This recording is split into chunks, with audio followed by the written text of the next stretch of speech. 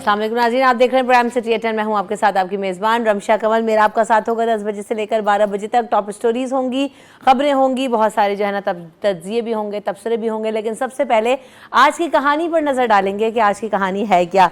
तो एक गाँव था जहाँ पर लोग बड़ी जो है ना खुशहाल ज़िंदगी गुजार रहे थे और एक दिन किसी वजह से उस गाँव में आग लग गई। आग बहुत खौफनाक थी और लम्हा ब लम्हा बढ़ती जा रही थी।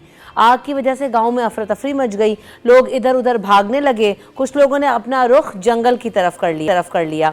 किसी भी शख्स की हिम्मत नहीं हो रही थी कि उस आग को बुझाने की कोशिश करे, क्योंकि उन्हें लग रहा था कि ये आग नहीं बुझ सकती और इसलिए गांव के सारे लोग जंगल की तरफ भागने लगे।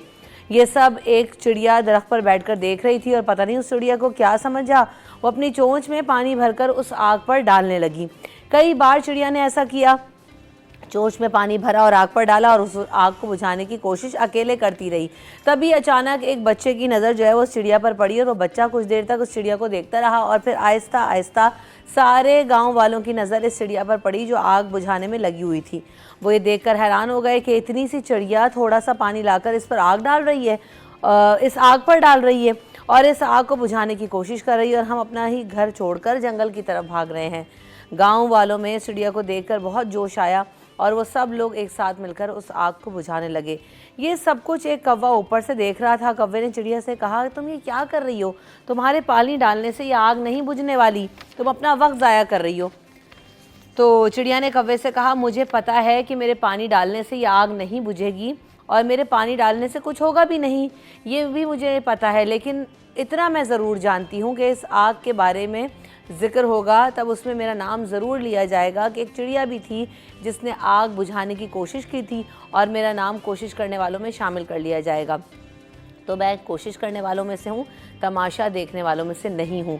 बहुत अच्छी कहानी, बहुत बड़ा सबक हमें आज देखने को मिलता है कि हम सब जो है ना अपने अपने हिस्से की जो कोशिश है, अपना अमल, उसका जो है वो हमें अल्लाह ताला के हुजूर जाना है और जवाबदेह होना है कि जब ये सब कुछ हो रहा था, कुछ भी हो, तो तुम क्या कर रहे थे। हम समझते ना कि मजमूई तौर पर शायद हम जवाबदेह नहीं होंगे या हुकूमत पर सारी जिम्मेदारी डाल के जो है या हुक्मरानों पर हम सारी जिम्मेदारियाँ डाल के बरी उस ज़िम्मा हो जाएंगे, लेकिन नहीं, हर शख्स अपने अपने फ़ेल का जवाबदेह होगा। इसका सवाल होगा तो उसमें आपसे पूछा जाएगा कि आपका कंट्रीब्यूशन इसमें क्या था। और आप कहते हैं ना कि अगर कोई बुराई हो रही तो सबसे पहले उसको अपने हाथ से रोको। अगर आप नहीं रोक सकते तो आप ज़बान से रोको। अगर आप ज़बान से भी नहीं रोक सकते तो अपने दिल और दिमाग में उसको बुरा जानो। तो ये सबसे जो है वो लीस्ट दर्जा है, लेकिन आपका रोल अल्लाह ताला ने आपको वज़ा किया है कि आप अपनी पर्सनल कैपेसिटी में क्या कर सकते हैं और आप इन चीज़ों के जवाबदेह हैं कि जो भी आप अमल करेंगे वो सब रिकॉर्ड हो रहा है। और जब आखिरत में किताबें खुलेंगी और नामा अमाल सामने आएगा तो आपका कंट्रीब्यूशन किस चीज़ की तरफ कैसा होगा, ये सब के सामने होगा। इसी बात के साथ आज के शो का आगाज़ करेंगे और कहानियों से हम यकीनन बहुत कुछ ज़िंदगी में सीखते हैं। तो हमारे नुमाइंदगान भी हमारे साथ मौजूद हैं, उनको वेलकम करते हैं शो में। मेरे साथ खुर्शीद रहमानी भाई मौजूद हैं। Welcome to the show Khurshid भाई, अस्सलाम वालेकुम, कैसे हैं? अस्सलाम, अल्लाह का शुक्र, अल्हम्दुलिल्लाह। कुछ याद करके आए ना आज, आप अभी सुनाएंगे। और साथ साथ जावेद इकबाल साहब को भी वेलकम करेंगे शो में। जावेद इकबाल साहब यूएस से पलट, कैसे हैं आप? मैं बिल्कुल ठीक ठाक हूँ। वालेकुम अस्सलाम। कैसी रही छुट्टी जावेद भाई? पहले तो ये बता, छुट्टी थी? छुट्टी भी थी और क्रिकेट वर्ल्ड कप था। पाकिस्तान टीम आपको पता है पहले काम ही कर रहे होंगे वहाँ पर भी, तो बहुत पहले फारिग हो गई थी। मुझसे लोग वहाँ यही पूछ रहे कि आप वेस्ट इंडीज़ जाएंगे। मैं कहा पाकिस्तान टीम नहीं जाएगी तो हम क्या करेंगे। तो इसलिए थोड़ा सा वो रहा कि पाकिस्तान टीम उम्मीद नहीं थी कि इतनी जल्दी फारिग हो जाएगी, सही टूर्नामेंट से बाहर हो जाएगी और अमेरिका से अपसेट शिकस्त हुई पाकिस्तान को। तो एक बड़ा बुरा वर्ल्ड कप रहा पाकिस्तान के लिए, यानी एक बार फिर बहुत जल्दी। अच्छा, ये बहुत जल्दी जो है ना वो काफ़ी अरसे के बाद हमने देखा है कि इतनी जल्दी पाकिस्तानी टीम वर्ल्ड कप से या किसी बड़े टूर्नामेंट से नॉकआउट हुई है। ये 2007 वर्ल्ड कप में भी यही हुआ था जब बॉब वुलमर पाकिस्तान और आयरलैंड से अपसेट शिकस्त हुई थी वेस्ट इंडीज़ में, और फिर बॉब वुलमर ने एक उनकी पुरस्कार मौत हुई थी तो पाकिस्तान उसमें टूर्नामेंट से जल्दी बाहर हो गया था। उसमें इंडिया भी बाहर हो गया था पाकिस्तान के। तो उसके बाद से पाकिस्तान, इंडिया और बड़े ममालिक जो है ICC के मेंबर, उन्होंने ये किया था कि जो इब्तदाई राउंड है ना वो ऐसा हो कुछ कि पाकिस्तान इंडिया ज़रूर खेलें ताकि टूर्नामेंट में इन रहें और जान रहे टूर्नामेंट में। तो अभी भी पाकिस्तान ने हालांकि क्वालिफाई नहीं किया था पहली 8 टीमों में, पाकिस्तान इतनी जल्दी बाहर, लेकिन अभी उन्होंने ये कर दिया ICC अगला जो 2 वर्ल्ड कप है 2026 का, उसके लिए पाकिस्तान ने 12 टीमों को क्वालिफाई कर दिया डायरेक्ट। अच्छा। पाकिस्तान 12 टीमों में आ गया, वरना पाकिस्तान को क्वालिफाइंग राउंड खेलना पड़ता। बताएं। तो ये वैसे तो खैर पाकिस्तान के साथ अच्छा हो गया कि ये आ गए उसमें, लेकिन वैसे देखा जाए ओवरऑल क्रिकेट सिचुएशन हमारी जो इस वक्त है, जो नज़र आ रही है, उसको देख के तो ये लगता है कि बहुत ही जो है ना ये शर्मिंदगी और मायूसी की बात है हमारे खेल को लेके कि हमें ऑलरेडी बस धक्का दे के भेजा जा रहा है कि तुम खेल लो, वरना अब शायद हम क्वालिफाई करने की भी जो है ना वो सकत नहीं रखते। जी वाकई में, क्योंकि पाकिस्तानी शायकीन वहाँ भी जब अमेरिका में मैचेस हो रहे थे, सिर्फ अमेरिका में रहने वाले नहीं बल्कि कनाडा से, इंग्लैंड से, पाकिस्तान से, दुनिया भर से लोग गए थे वहाँ मैच देखने। और अमेरिका में दूर दूर रियासतें हैं तो वहाँ से लोग आए थे मैच देखने, होटल में रुके थे, अच्छा खासा लोगों ने खर्चा किया था। तो पाकिस्तान ने सबका खर्चा जो है वो सत्यानाश कर दिया, हार कर इतनी यानी गैर मुतवक्का तौर पे इतनी जल्दी टूर्नामेंट से बाहर हो गए। और आपका पहला मैच तो अमेरिका से था, आपको ज़रा जिम्मेदारी से खेलना तो नहीं खेले, फिर इंडिया से तो 120 भी हम चेस नहीं कर पाए। तो ओवरऑल टूर्नामेंट जो है अफसोसनाक, शर्मनाक रहा पाकिस्तान के लिए। हाँ, ज़रा क्रिकेट की सूरत हाल पे हम मज़ीद भी बात करेंगे क्योंकि जावेद भाई बहुत अरसे से नहीं थे, छुट्टी पर थे और काम कर रहे थे वर्ल्ड कप के हवाले से भी, तो बहुत सारी खबरें थीं जो और चीज़ें थीं जो डिस्कसेबल हैं और अब हम करेंगे भी जावेद भाई के साथ। तो सबसे पहले खबर आज की हम ये भी शामिल कर लेते हैं कि चेयरमैन पीसीबी मोहसिन नकवी साहब ने जो है वो क्रैकडाउन का फैसला कर लिया है और उन्होंने ये कहा है कि कौमी क्रिकेटर्स के जो कॉन्ट्रैक्ट्स हैं उनको ख़त्म किया जाएगा। 210 कौमी क्रिकेटर्स के नाम उसमें शामिल किए हैं और उनको माहाना तनख्वाह नहीं दी जाएगी। गुज़िश्ता साल 360 क्रिकेटर्स को नए कॉन्ट्रैक्ट्स दिए गए थे, तो इस साल वो तादाद कम करके 150 तक की गई थी और खिलाड़ियों की तादाद कम करके जो बाकी मुआवजे हैं बाकी खिलाड़ियों के उनको बढ़ाया जाएगा जिनकी परफॉर्मेंसेस बेहतर हैं। और नए कॉन्ट्रैक्ट्स हासिल करने वाले क्रिकेटर्स पाकिस्तान की नई मुतारिफ करवाई जाने वाली जो टॉप चैम्पियंस लीग हैं उनमें खेलेंगे। इसके अलावा जो सीनियर, कल ही मैं ये बात कर रही थी कि जो सीनियर कप्तान हैं, हमारे सीनियर क्रिकेट प्लेयर्स हैं, उनको जब हम डोमेस्टिक क्रिकेट को डिस्कस कर रहे थे कि उसको भी बहाल करने का फ़ैसला किया गया और हम देख रहे हैं कि डिस्ट्रिक्ट लेवल पर या डोमेस्टिक जो है वो मुकाबले होंगे, तब हमने यही बात कही थी और मैंने कहा था कि अब जो है ना आपको उसमें भी स्टार क्रिकेटर्स को अपने इन्वॉल्व करना चाहिए। जो लोग यहाँ पर बैठे हुए हैं, तज्ज़िये दे रहे हैं, टेलीविजन पर मौजूद हैं, लेकिन वो बहुत बेहतर तरीके से आपको फील्ड में वो काम अंजाम दे सकते हैं। तो ये भी फैसला सामने आया है कि जो साबिक कप्तान हैं, जो टेस्ट क्रिकेटर्स हैं, जो एक्सपीरियंस प्लेयर्स हैं, उनको दोबारा से जो है ना पीसीबी के में शामिल किया जाएगा और उनको ट्रेनिंग सेशंस जो हैं वो करवाएंगे, उनको मेंटोर्स बनाया जाएगा और उनके साथ सेशंस करवाए जाएंगे। तो ये भी एक अच्छी और खुशाइन चीज़ हमें नज़र आ रही है। इसके अलावा जी एक और ख़बर की तरफ बढ़ेंगे। पाकिस्तान पेट्रोलियम डीलर्स एसोसिएशन ने जो है 19% एडवांस टैक्स के ख़िलाफ़ आज हड़ताल की है और हमने देखा कि जैसे शहर भर के काफ़ी सारे जो पेट्रोल पंप्स थे वो बंद रहे, कुछ पेट्रोल पंप्स अभी खुले भी हुए हैं, लेकिन जो शहरी थे वो काफ़ी ज़्यादा परेशान दिखाई दिए। कल शाम के बाद से जो पेट्रोल पंप्स पे लंबी लंबी लाइनें लगी हैं कि जी कल से पेट्रोल नहीं मिलेगा और पता नहीं कब तक ये हड़ताल रहेगी, तो शहरी बहुत परेशान थे। तो अब आज भी यही सूरत हाल है कि शहर भर में जो पेट्रोल पंप्स हैं काफ़ी सारे वो बंद हैं। तो कब खुलेंगे, क्या मुज़ाकरात होंगे, इस हवाले से भी जानने की कोशिश करेंगे। इसके अलावा वज़ीर आला सिंध सैयद मुराद अली शाह साहब ने जो है ना वो कल ब्रीफिंग दी और काफ़ी देर तक जो है वो पावर डिवीज़न के हवाले से गुफ्तगू करते रहे। सिंध पावर डिवीज़न प्रोग्राम की तकरीबी रौनमाई में तरक्याती कामों के हवाले से कल वो ब्रीफिंग दे रहे थे। काफ़ी लंबी तकरीर की उन्होंने और काफ़ी ज़्यादा ब्रीफिंग में जो ख़बरें थीं वो सामने आई, उसके बारे में हम बात करते हैं। तो सबसे पहले Sindh agro coal mining company block 2 के फ़ेज़ 1 और फ़ेज़ 2 में जो है वो कोयला निकल रहा है, उन्होंने बताया। और उन्होंने कहा कि थर फाउंडेशन के साथ अस्पताल, टेक्निकल एजुकेशन के मंसूबे भी जारी हैं, ख़वातीन ट्रक चला रही हैं और वो प्लांट ऑपरेट कर रही हैं, तमाम मंसूबों पर काम कर रही हैं। उसके अलावा जो थर ब्लॉक 1 है उससे 1320 मेगावाट बिजली जो है वो पैदा हो रही है और नूरियाबाद पावर प्लांट को कराची को 100 मेगावाट जो है वो बिजली फराहम कर रहा है। तो एक तो ये चीज़ सामने आई। दूसरी बात ये कि सिंध हुकूमत ने सेहत के शोबे में भी अहम इकदाम किए हैं, उस हवाले से भी बात हुई। कराची में 15 मकामात पर अस्पतालों और तिब्बी यूनिवर्सिटी जो है वो तामीर की जाएगी। इसके अलावा कराची, हैदराबाद, खैरपुर, मीरपुर खास में महरान यूनिवर्सिटीज़ कायम की जाएंगी। सिंध ह्यूमन कैपिटल इन्वेस्टमेंट जो है वो 1000 दिन का प्रोग्राम बनाया गया है और इसमें जो है मुख्तलिफ इम्प्रूवमेंट्स के काम किए जाएंगे। इसके अलावा थर के कोयले ने पाकिस्तान की जो किस्मत है वो बदलना शुरू कर दी है। मुराद अली शाह साहब ने कल की ब्रीफिंग में ये भी कहा और उन्होंने कहा कि पाकिस्तान में इंडस्ट्री बेहतर हो रही है तो मुल्क की किस्मत भी बदल जाएगी। माइनिंग का काम सिर्फ सिंध कर रहा है और कोई सूबा नहीं कर रहा था और हमने ये नारा लगाया था कि थर बदलेगा पाकिस्तान, तो हम इसको अमली तौर पर अमली जामा पहनाते हुए नज़र भी आ रहे हैं और पाकिस्तान में इंडस्ट्री बेहतर हुई तो मुल्क की किस्मत बदलेगी। और थर कोल पर काम 1993 में उन्होंने कहा कि शुरू हुआ था और हमने हम देख रहे हैं कि पाकिस्तान ने उसको हकीकत का रंग भी दिया है। इसके अलावा आइडियाज़ आलमी अमन, इस्तेहकाम और खुशहाली का मुश्तरका प्लेटफॉर्म है। वज़ीर आला सिंध साहब का ये भी कहना था और उन्होंने कहा کہ ایک ایسا ایونٹ ہے آئیڈیاز جو پاکستان اور دیگر بین الاقوامی ممالک سے تعلق رکھنے والے مندوبین، کاروباری حضرات، دفاعی حکام اور صنعت کاروں کے مابین تجارتی تبادلے کے بہتر مواقع فراہم کرتا ہے۔ تو آئیڈیاز بھی یقیناً کچھ ہی دنوں میں ہوگی اور یہ 12واں ایڈیشن ہوگا جس کا اجلاس ہوا جس میں مختلف وزراء نے شرکت کی۔ اس کے علاوہ کمشنر کراچی سید حسن نقوی کی زیر صدارت مونسون بارشوں سے نمٹنے کے لیے اقدامات کا جائزے کا اجلاس ہوا اور مختلف اداروں کے افسران نے نالوں کی صفائی اور دیگر جو تیاریاں ہیں اس حوالے سے رپورٹس پیش کیں اور نشیبی علاقوں اور انڈر پاسز سے پانی کی نکاسی کے لیے جو ہے وہ کوششیں کی جائیں گی، ڈی واٹرنگ پمپس کو جو ہے وہ دستیابی کو یقینی بنایا جائے گا ان کو، اور اجلاس میں پانی کی نکاسی کے ہنگامی منصوبوں کا بھی جائزہ لیا جائے گا۔ اس کے علاوہ پیپلز پارٹی سندھ جو ہے وہ آج 5 جولائی ہے اور اس کے خلاف سندھ بھر میں آج یوم سیاہ منانے کا اعلان کیا گیا ہے، کیونکہ 5 جولائی 1977 میں جو ہے ضیاء الحق صاحب کے جو ہے آمرانہ اقدام اور شہید بھٹو صاحب کی جو ہے نا وہ جمہوری حکومت کا تختہ الٹا تھا، جس کے خلاف آج سندھ کے تمام جو ضلعی ہیڈ کوارٹرز ہیں وہاں پر یوم سیاہ منایا جا رہا ہے۔ اس کے علاوہ شہر قائد میں جو سیف سٹی پروجیکٹس ہیں اس کے کاموں کا بھی باقاعدہ طور پر آغاز کر دیا گیا ہے اور کراچی کے 6 مقامات پر سیف سٹی کے پول نصب کر دیے گئے ہیں۔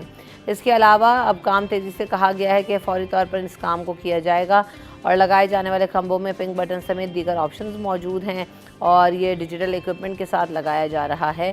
ان پولز کے اوپر کیمرے کی جو ہے وہ تنصیب بھی کی جائے گی۔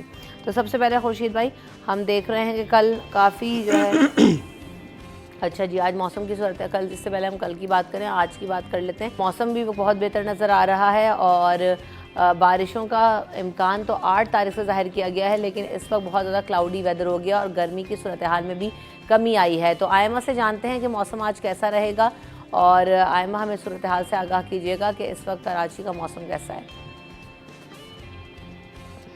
جی بالکل، دیکھیں رمشا، کراچی میں موسم جو ہے وہ بہتر ہونا شروع ہو گیا ہے۔ شہر میں اس وقت جو مطلع ہے وہ ابر آلود ہے اور سرمئی بادلوں کے جو ہے وہ ڈیرے ہیں اور اب موسم جو ہے وہ خاصا خوشگوار بھی محسوس کیا جا رہا ہے۔ گزشتہ 2 روز سے یہ سلسلہ صبح کے اوقات میں جاری رہتے ہیں، لیکن دوپہر میں ہم دیکھتے ہیں کہ جزوی ابر آلود ہو جاتا ہے۔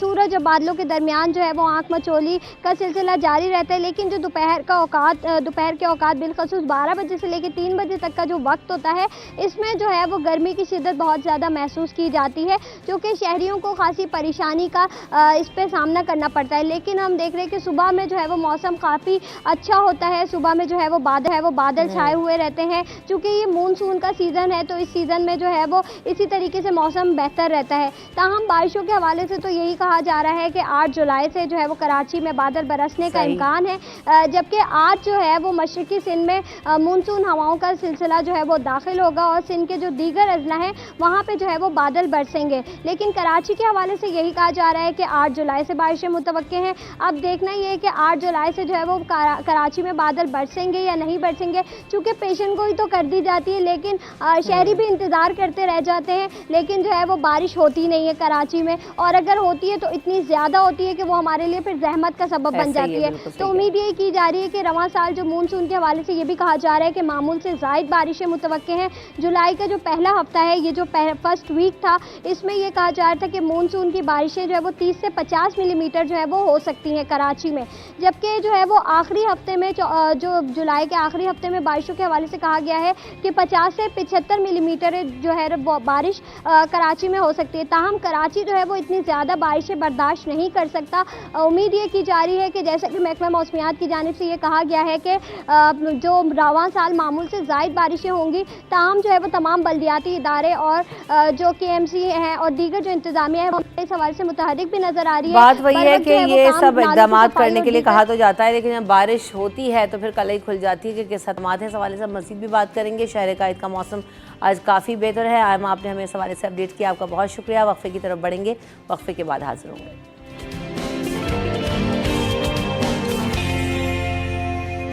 Welcome back in City at 10۔ تو جناب بات کریں گے، ابھی ہم موسم کے حوالے سے بات کرتے ہیں اور ابھی آئمہ بھی اس کا ذکر کر رہی تھی، خورشید بھائی، جاوید بھائی، کہ مونسون کی جو اسپیل آنا ہے، بارشیں بہت زیادہ ہوں گی اور اسپیل بھی بہت زیادہ لمبا ہوگا، اور ہم دیکھ بھی رہے ہیں کہ کلائمیٹ چینجز کے بعد ہمیں صورتحال بہت ڈفرینٹ نظر آ رہی ہے۔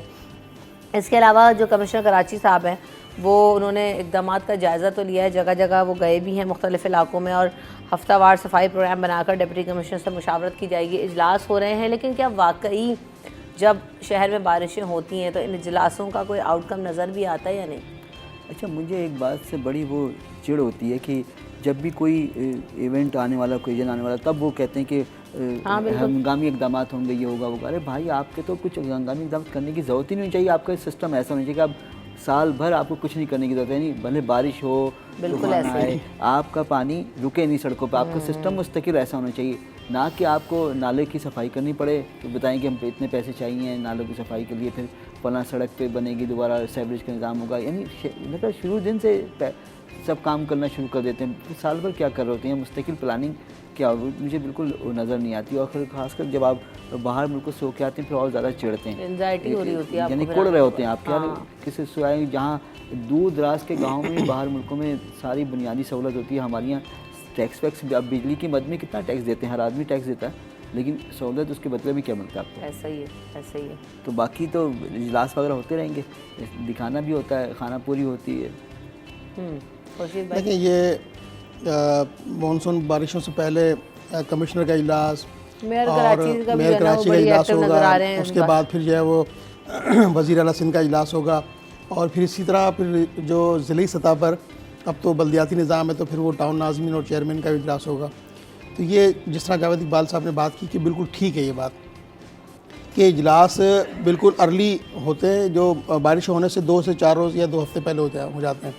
کیا ہی اچھا ہو کہ یہ اجلاس پورے سال اس طرح اس کا مانیٹرنگ کی جائے، کیا ہی اچھا ہو کہ اس کے اوپر جو ہے وہ پوری ایک مانیٹرنگ سیل بنایا جائے کہ وہ ہر مہینے یا ہر ہفتے یا سہمائی یا ششمائی جائزے کا اجلاس ہو، لیکن یہ بارشوں سے قبل جو ہے اجلاس ہونا یہ ایک بالکل تشویشناک بات ہوتی ہے۔ اور ہوتا کیا ہے کہ جب بارشیں ہو جاتی ہیں تو شہر کی جو شہری جو آبادی ہے وہ دشواری سے گزر رہی ہوتی ہے، اور کئی علاقے ایسے ہیں جو وہ ڈوب جاتے ہیں۔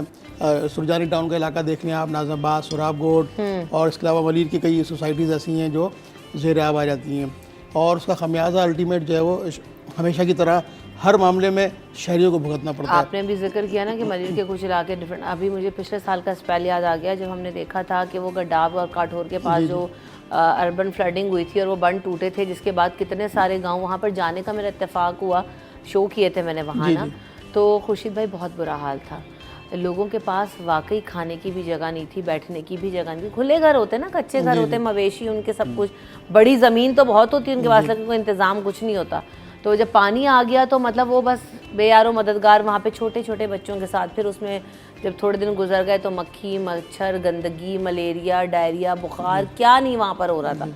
تو بات یہ کہ اور اس دفعہ بھی کہا گیا ہے کہ اربن فلڈنگ کا خدشہ ہے اور پچھلی بار سے زیادہ ہے، تو آپ اس اربن فلڈنگ کے لیے بھی کیا تیار ہیں؟ پچھلی بار آپ کے بند ٹوٹے، پانی شہروں تک آیا، آپ کے جو ہے مضافاتی علاقوں تک، آپ نے تو خود بھی الیکشنز میں کتنے مضافات تک آپ گئے اور آپ نے کور کیا، تو آپ نے دیکھا ہوگا کہ ابھی تک اس کی تباہ کاریوں کا کوئی وہ نہیں ہوا ہے، نہیں سدباب نہیں ہوتا، بلکہ وہ جو شہری اس سے متاثر ہوتے ہیں وہ بیچارے اسی طرح ان کا کوئی پرسان حال نہیں ہوتا۔ اب یہ جو نالوں کی صفائی کی بات کی جا رہی ہے، بلکہ نالوں کی صفائی نہیں ہونی چاہیے، ان گھس بیٹھیوں کی صفائی ہونی چاہیے جو انتظامی امور کے اندر شامل ہیں، ان کی ذمہ داری بنتی ہے اور اپنی ذمہ داری نہیں ادا کرتے، بلکہ ان کو تو معطل ہونا چاہیے، بلکہ ان کو تو نوکری سے بھی ان کو فارغ کرنا چاہیے۔ نیکسس بنا ہوا ہے جی نا، نیکسس بنا ہوا ہے، تو ان نالوں کی صفائی کے بجائے ان گھس بیٹھیوں کی صفائی ہونی چاہیے۔ میں تو یہ کہتا ہوں کہ ان کی صفائی کی جانی چاہیے تاکہ یہ شہر جو ہے ایک خوبصورت شہر ہے، روشنیوں کا شہر ہے، معاشی ہب ہے، اس کے اوپر جو ہے وہ تجربے در تجربے کیے جا رہے ہیں لوگ، اور پھر اس تجربے کا نتیجہ یہ نکلتا ہے کہ اس کا الٹیمیٹ جو خمیازہ ہے وہ چھری جو ہے وہ شہریوں پر گر جاتی ہے اور وہ پھر پریشان ہوتے ہیں، اور اسی طرح جو ہے نا وہ لوگ اچھا، اور پھر دفاتر میں لوگ آتے ہیں، بسوں میں جب آتے ہیں وہ گاڑیاں ڈوب جاتی ہیں پانی میں، گندا پانی ہوتا ہے، لوگوں کے سیوریج میں سیوریج کا جو پانی ہے وہ پینے کی پائپ لائنوں کے اندر جو شامل ہو جاتا ہے۔ پہلے ہی یہ شہری جو ہے اس وقت جو ہے وہ پیٹ کی بیماریوں میں، ہیضے میں، جگر کے امراض میں، ہیپاٹائٹس بی اور سی کے امراض کے اندر مبتلا ہے اس پانی کی خرابی کی وجہ سے۔ پھر جب بارش کا برساتی پانی ان کی پینے کی لائنوں کے اندر داخل ہوتا ہے تو پھر اس کا تو کوئی پرسان حال نہیں، کوئی جواب نہیں اس کا تو۔ بالکل ایسا ہی ہے، یہ بات تو آپ کی بالکل بجا ہے، لیکن بہرحال ابھی تو مونسون کے جب بھی اسپیلز آتے ہیں شہریوں کے لیے دشواری تو ہوتی ہے، پریشانی بھی ہوتی ہے، اور شہریوں کی پریشانی میں آج پھر اضافہ اس لیے بھی ہے کہ پیٹرول پمپس آج بند ہیں شہر بھر میں، اور جاوید بھائی کل جب سے پتہ چلا تو پھر شہری تو وہی ٹوٹ پڑتے ہیں اور واقعی پریشانی بھی ہوتی ہے لوگوں کو۔ میں گھر میں بتا رہا تھا یہ کہ وہ ایک دن 2 دن پہلے میں نے دیکھا کہ کراچی میں پیٹرول ڈیلرز نے ہڑتال کا اعلان کیا کہ ان کے کچھ ٹیکس لگا دیا گیا ہے، لیکن مجھے لگتا ہے سب میچ فکسنگ ہوتی ہے، گورنمنٹ نے ٹیکس لگایا ہے، اب وہ ان کو کہا گیا کہ ڈیلرز پے کریں گے ٹیکس، لیکن ڈیلر سے ابھی ڈیل ہو جائے گی گورنمنٹ کی تو وہ بالآخر عوام ہی پے کریں گے. آپ دیکھیے گا یہ سب ملے ہوئے ہوتے ہیں, سب مل کے بیوقوف بنا رہے ہیں. اسے میں بار بار پھر سب کو کہہ رہا ہوتا ہوں, اس ملک میں صرف ایک ہی آدمی ہے جو بول کے چونا لگاتا ہے, وہ ہے پان والا, کہ سر کتنا لگا دوں. باقی تو سب آپ کو بغیر بولے لگا رہے ہیں, صرف وہ ہے جو کہتا ہے سر کتنا لگاؤں چونا, تو وہ کہتے ہیں اتنا لگا دو. تو یہ ملے میں, یہ ڈیلرز ابھی ملے میں, گورنمنٹ نے ان پہ ٹیکس لگایا, بالآخر وہ عوام پہ آئے گا گھوم پھر کے. ابھی وہ گورنمنٹ نے ان کو کہا کہ آپ بھریں ٹیکس, جو ان پہ لگا دیا گیا. لیکن ہڑتال انہوں نے ابھی شو کر دیں گے اپنا پاور, کہ دیکھیں سارے لوگ ہل گئے, ہم نے پیٹرول بند کر دیا اور لوگوں کو پریشانی, اور یہ پریشانی شو کرنا, جتنی زیادہ خبر چلے گی کہ لوگ لمبی لمبی لائن لگائے ہوئے ہیں یا پیٹرول بند ہوں گے, تو اس سے ان کو ان کی ہڑتال اثر بنے گا. 0.5% ہے جس کے اوپر بہت ہی کوئی معمولی سا پرسنٹیج. یہ بات دیکھیں نا کہ جب اس کے پیٹرول کے پرائسز بڑھ رہے ہوتے ہیں, آپ پیٹرول لینے چلی جائیے گا رات کو, جب اگر اور نیکسٹ ڈے بڑھنے ہیں تو آپ کو پیٹرول نہیں ملے گا. جب اب ان کے اپنے مفادات ہوتے ہیں, اپنے ان کے معاملہ سارے ہوتے ہیں, اس وقت یہ پیٹرول بند کر دیتے ہیں. عوام کے مفاد میں کبھی انہوں نے پیٹرول پمپ کی ہڑتال نہیں کی. ان سے کوئی پوچھے, جو پیٹرولیم ڈیلر ایسوسیشن ہے پورے پاکستان بھر میں, کوئی 13,000 سے زائد آج پیٹرول پمپ بند ہیں, سوائے پی ایس او کے. ملک بھر میں 13,000 سے زائد پیٹرول پمپ بند ہیں سوائے پی ایس او کے. ان سے کوئی پوچھے کہ بھائی جب پیٹرول کی قیمتیں بڑھتی ہیں, وہ بڑھنے سے قبل آپ پیٹرول شارٹ کیوں کر دیتے؟ اس وقت بھی تو آپ عوام کے مفاد میں بات کریں نا. اب عوام کے مفاد میں بات نہیں کرتے کہ بھائی پیٹرول کی قیمتیں بڑھ رہی ہیں آپ کم کریں, اس پہ تو کبھی کوئی اسٹیٹمنٹ نہیں آتا. خان صاحب کا کبھی اسٹیٹمنٹ نہیں آتا کہ بھائی پیٹرول کی قیمتیں بڑھ رہی ہیں, عوام سفر کر رہے ہیں, ان کی قیمتیں بڑھ رہی ہیں. تو اس پیٹرول کی قیمتیں بڑھنے سے تمام معیشت کے اوپر بوجھ پڑتا ہے, دیگر چیزوں میں بھی قیمتیں بڑھ جاتی ہیں, اس پر تو کبھی آواز نہیں اٹھاتے یہ لوگ. کل پرسوں ہی ہم نے بالکل ٹھیک ہے, ان کا اپنا نیکسس ہے. اب شام کو آج فون آ جائے گا وزیر خزانہ کا, مشیر خزانہ کا, ان کے آپس میں مذاکرات ہوں گے, بائیلیٹرل معاملات ہوں گے, اور وہی معاملات حل ہو جائیں گے. دوسری طرف یہ بھی ہے کہ ہم نے ابھی تھوڑے دنوں پہلے بھی دیکھا کہ یہ جو ہے نا گڈس ٹرانسپورٹرز ہو گئے, یہ پیٹرولیم ڈیلرز ایسوسیشنز ہو گئیں, اس طرح کی جتنے بھی یہ ایسوسیشنز وغیرہ ہیں, یہ اپنے کام بہت آسانی سے کروا لیتے ہیں, جو بات آپ لوگ بھی کر رہے ہیں. گڈس ٹرانسپورٹرز میں بھی کرایہ بڑھانے کا بھی پچھلے دنوں اضافے کا اعلان کیا. جب کم ہوئے تھے تب نہیں اعلان آیا, کوئی بھی خاموش تھے بالکل. ابھی جیسے یہ 8 روپے کا اضافہ ہوا ہے لاسٹ ویک, فوراً ان کا جو ہے وہ خبر آ گئی کہ ہم بڑھائیں گے. وہ جب کم ہوتے ہیں تو کہتے نہیں ابھی تو ہم نے پچھلا ہی وہ دیکھ رہے ہیں, ابھی کم نہیں کر سکتے, ابھی ہمارا سسٹم تھوڑا سا وہ ہے, ایسا ہے ویسا ہے. تو لیکن آپ دیکھیے گا ابھی جیسے شوگر ملز ایسوسیشن ہے, فلور ملز ہیں, جتنی ایسوسیشن ہیں, سب نے اپنا گٹھ جوڑ بنایا ہوا ہے اور مل کے سارا کام کرتے ہیں. اور کہیں نہ کہیں ان سے گورنمنٹ کے جو بیوروکریسی وہی ملی ہوئی ہوتی ہے. یہ دودھ مافیا جو ہے اس کی بھی قیمتیں ایسی بڑھتی ہیں, پہلے وہ شوق بہت زیادہ قیمت بڑھاتے ہیں, پھر کمشنر سے ایڈمنسٹریشن سے مذاکرات کے بعد تھوڑا سا کم کرتے ہیں, اور گورنمنٹ کہتی ہے دیکھیں ہم نے ان کو نیچے لے آئے, یعنی ان کے ڈیمانڈ نہیں قبول کی ہم نے. دودھ کی قیمت میں تو اضافہ ہو گیا, جی جی, اور یہ دیکھیں روپے میں پہنچ گیا نا. جی آپ یہ دیکھیں رہنا جائے کم, ان کے اپنے پیٹ پہ جب لات پڑتی ہے 0.5% پہ, تب تو چیخ پڑتے ہیں. اور جب یہ پیٹرول کی قیمت پہ 10 روپے اضافہ ہوتا ہے, کبھی 15 روپے اضافہ ہوتا ہے, کبھی 16 روپے اضافہ ہوتا ہے, اس پر تو نہیں چیختے یہ لوگ کہ بھئی عوام کہاں سے پے کریں گے, اتنی قیمتیں مت بڑھاؤ. 0.5% کے اوپر چیخ پڑیں گے. 1% میں 300 روپے کا پیٹرول, 3 روپے 1.5 روپے انہیں 1.5 روپے دینا پڑے گا, کہ 300 روپے کا 1 لیٹر پیٹرول ہے تو ان کو 1.5 روپے ٹیکس بھرنا پڑے گا 1 لیٹر. 30 پیسے کچھ 1 روپیہ تو ویسے بھی پیٹرول مالک پیٹرول پمپ سے آپ دیکھیں گے اکثر زیادہ چارج ہو رہا ہوتا ہے. بیشتر پیٹرول پمپس ایسے ہیں جس پر جو ہے اسمگلنگ کا پیٹرول جو ہے شہریوں کو ڈالتے ہیں یہ لوگ, اس پر تو کبھی بات نہیں کرتے کہ سستا پیٹرول لے کے اور جو ہے وہ پاکستانی حکومت کے ریٹ پہ بیچتے ہیں, جو اس کے اوپر تو کوئی بات نہیں کرتے. ملاوٹ والا پیٹرول جو ہے وہ شہریوں کو ڈالتے ہیں, اس پر تو کوئی بات نہیں کرتے. پھر میٹر کی ریڈنگ میں اس میں بھی فرق آتا ہے. بیشتر پیٹرول پمپس کے اوپر جو میٹر کی ریڈنگ ہے اس میں بھی پرابلم آتا ہے. اس کا اکاؤنٹیبلٹی ہونی چاہیے, اس پر چیک اینڈ بیلنس ہونا چاہیے, لیکن وہ چیک اینڈ بیلنس نہیں ہوتا کیونکہ ان کی اپنی ملی بھگت ہوتی ہے. شہریوں کو 1 لیٹر کی پیٹرول ڈلوانے کی مد میں جو ہے وہ کم پیٹرول ڈالتے ہیں یہ لوگ. یہ آج کا مسئلہ نہیں, تو بہت عرصے سے چل رہی ہے. جو پیٹرول چوری پیٹرول پمپس پہ کر رہے ہوتے ہیں, پتہ نہیں کس طرح سے انہوں نے میکینزم بنایا ہوتا ہے, روک کے ڈالتے ہیں. کیا اور پیسے, یہ پیسے والی بات آپ بالکل ٹھیک ہے, پوری ذمہ داری یہاں دیکھو وہاں دیکھو آگے دیکھو. یہ پیٹرول جو پیٹرول کی قیمتیں بڑھتی ہیں نا 277 روپے 25 پیسے, اب 25 پیسے جو ہے نا یہ لوگ نہ یہ ریٹرن کرتے ہیں اور نہ اب 25 پیسے چلتے بھی نہیں ہیں کسی صحیح بول, اور وہ ہوتا بھی نہیں ہے نا, اور ہوتا بھی نہیں ہے. وہ 25 پیسے کر کر کے وہ دن میں جو ہے وہ لاکھوں روپے کما لیتے ہیں اس میں. اور 1 روپیہ 30 روپیز 30 کیا ہوتا ہے پیسے, جی جی ہاں 30 پیسہ یا 1 روپیہ جو ہے نا وہ تو ویسے ہی انہوں نے ایکسٹرا چارج میں لگایا ہوا ہوتا ہے اس قیمت میں کہ جو ہے نا یہ تو سروس چارج ہے فلانا. اکثر میں نے دیکھا ہے کئی پیٹرول پمپس پہ. اچھا پھر یہ جو نا اتنا وہ کر لیتے ہیں کہ ان کے آرام سے اپنے سارے کام نمٹا رہے ہوتے ہیں, اور چیک اینڈ بیلنس بالکل نہیں ہے کہ بھائی آپ چیک اینڈ بیلنس تو رکھیں، کون سے ادارہ کون سے محکمے کس طرح کام کر رہے ہیں، عام آدمی پبلک ڈیلنگ والے کیا وہ اپنی ذمہ داری پوری کر رہے ہیں، ان کو پیٹرول کم کوئی دے رہا ہے تو آپ نے چیک ہی نہیں کرنا، اس کو خود جا کے چیک کریں اور صحیح ٹھیک ٹھاک جرمانہ لگائیں. میرے خیال سب ملے میں، اس لیے چیک اینڈ بیلنس نہیں ہے. تو جو کرنے والا ہے وہی، میں پھر بار بار کہتا ہوں کہ 2 نمبر لوگوں میں 1 نمبر کا اتحاد ہے. 2 نمبر لوگوں میں 1 نمبر کا اتحاد ہے، اس لیے کچھ صحیح کام ہو نہیں پاتا. پنچ لائنز مس کر رہے تھے ہم جاوید بھائی. ہاں آپ کی پنچ لائنز مس کر رہے تھے. 2 نمبر لوگوں میں 1 نمبر کا اتحاد ہے. اچھا پھر آپ نے ابھی شروع میں بڑی اچھی کہانی سنائی، وہ مجھے اچھا لگا کہ آپ کام کرو، کوشش کرو. آپ کو میں بتاؤں، شاید اس ہمارے ارد گرد کے بہت کم لوگ ایسے ہوں گے کہ جو آپ نے بولا نا کہ اپنے سے کام کرو، وہ کوشش کی اس نے، بھلے ہوا نہیں ہوا اس پرندے نے. تو میں جب امریکہ سے آیا، میں ایک دن سونے کے بعد تھوڑا آیا ہوں، دوسرے دن صبح میں نے اپنے گھر کے باہر جھاڑو لگایا. میری یہ عادت ہے شروع سے، بچپن سے، کہ اپنے گھر کے سامنے آپ صفائی کریں، ارد گرد 1 پڑوس اور 2 پڑوس، یہ میری عادت ہے شروع سے. تو یہ ہم سب کر لیں نا تو ہماری گلیاں صاف رہیں. کچرا کہاں پھینکتے ہیں؟ برابر والے کے گھر میں؟ نہیں، میں پورا ایک شاپر میں. ہمارے یہاں تو ابھی دکانداروں کو میں نے دیکھا ہے، جب صبح دکانیں صبح بھی نہیں، خیر 12-1 بجے کھلتی ہے، طارق روڈ پہ زینب مارکیٹ میں جھاڑو لگتی ہے، تو یہاں سے کچرا برابر والا میں اس کو اٹھا کے اپنے گھر کے سامنے 1 پڑوس اور لیفٹ رائٹ پڑوس کو سامنے جھاڑو دیتا ہوں، اٹھاتا ہوں کچرا اور باقاعدہ کچرے میں کی جگہ پھینک کے آتا ہوں جہاں کچرا ہوتا ہے. تو یہ ہم سب اگر کریں گے تو ہماری گلیاں گندی نہیں رہیں گی. اور یہ چھوٹی سی بات ہے، اب میں بھلے امریکہ سے آیا ہوں، میں نے کیا کیونکہ مجھے کوئی شرمندگی نہیں صفائی کرنے میں. ہم لوگ سب یہ کریں گے، ہماری صفائی نصف ایمان ہے، لیکن انگریزوں نے زیادہ اس کو فالو کیا ہے. ہمارا آدھا ایمان تو وہ کنفرم وہ کر رہے ہیں پورا. اچھا، اور اس میں دوسری بات یہ بھی نا، جاوید بھائی بات کر رہے ہیں اپنے کنٹریبیوشن کی بات. ابھی پچھلے دنوں بہت ساری باتیں ہوئی ہیں، درخت لگائیں، ماحولیاتی چینجز کی بات ہو رہی ہے. ہیٹ ویو آیا اور اس کی وجہ یہی ہے کہ ہم درختوں کی کٹائی جو ہے بہت زیادہ کر رہے ہیں اور لگائی کی طرف ہمارا دھیان ہے نہیں. تو اس میں بھی یہی باتیں سوشل میڈیا پہ بیٹھ کے کیمپینز چلتی رہیں، درخت لگائیں. میں نے کہا ان میں سے خود بھی پوچھو جو لوگ اس کو ری شیئر کر رہے ہیں انہوں نے کتنے درخت لگائیں. تو بات وہی ہے کہ ہم اپنی گفتار کے غازی ہیں نا، وہ باتوں کے مجاہد ہیں. ہاں، کی بورڈ واریئرز. وہ ایک صاحب نے بڑا اچھا بولا کہ اگر سن 65 میں واٹس ایپ فیس بک ہوتا ہے تو سارے لوگ فیس بک پہ ہی جنگ لڑ رہے ہوتے. جیت چکے ہوتے بھائی. سن 65 میں اگر شکر ہی نہیں تھا واٹس ایپ فیس بک سوشل میڈیا ٹویٹر وغیرہ، ورنہ سب فیس بک پہ لڑ رہے ہوتے جنگ. ہاں یہ بات صحیح ہے آپ کی.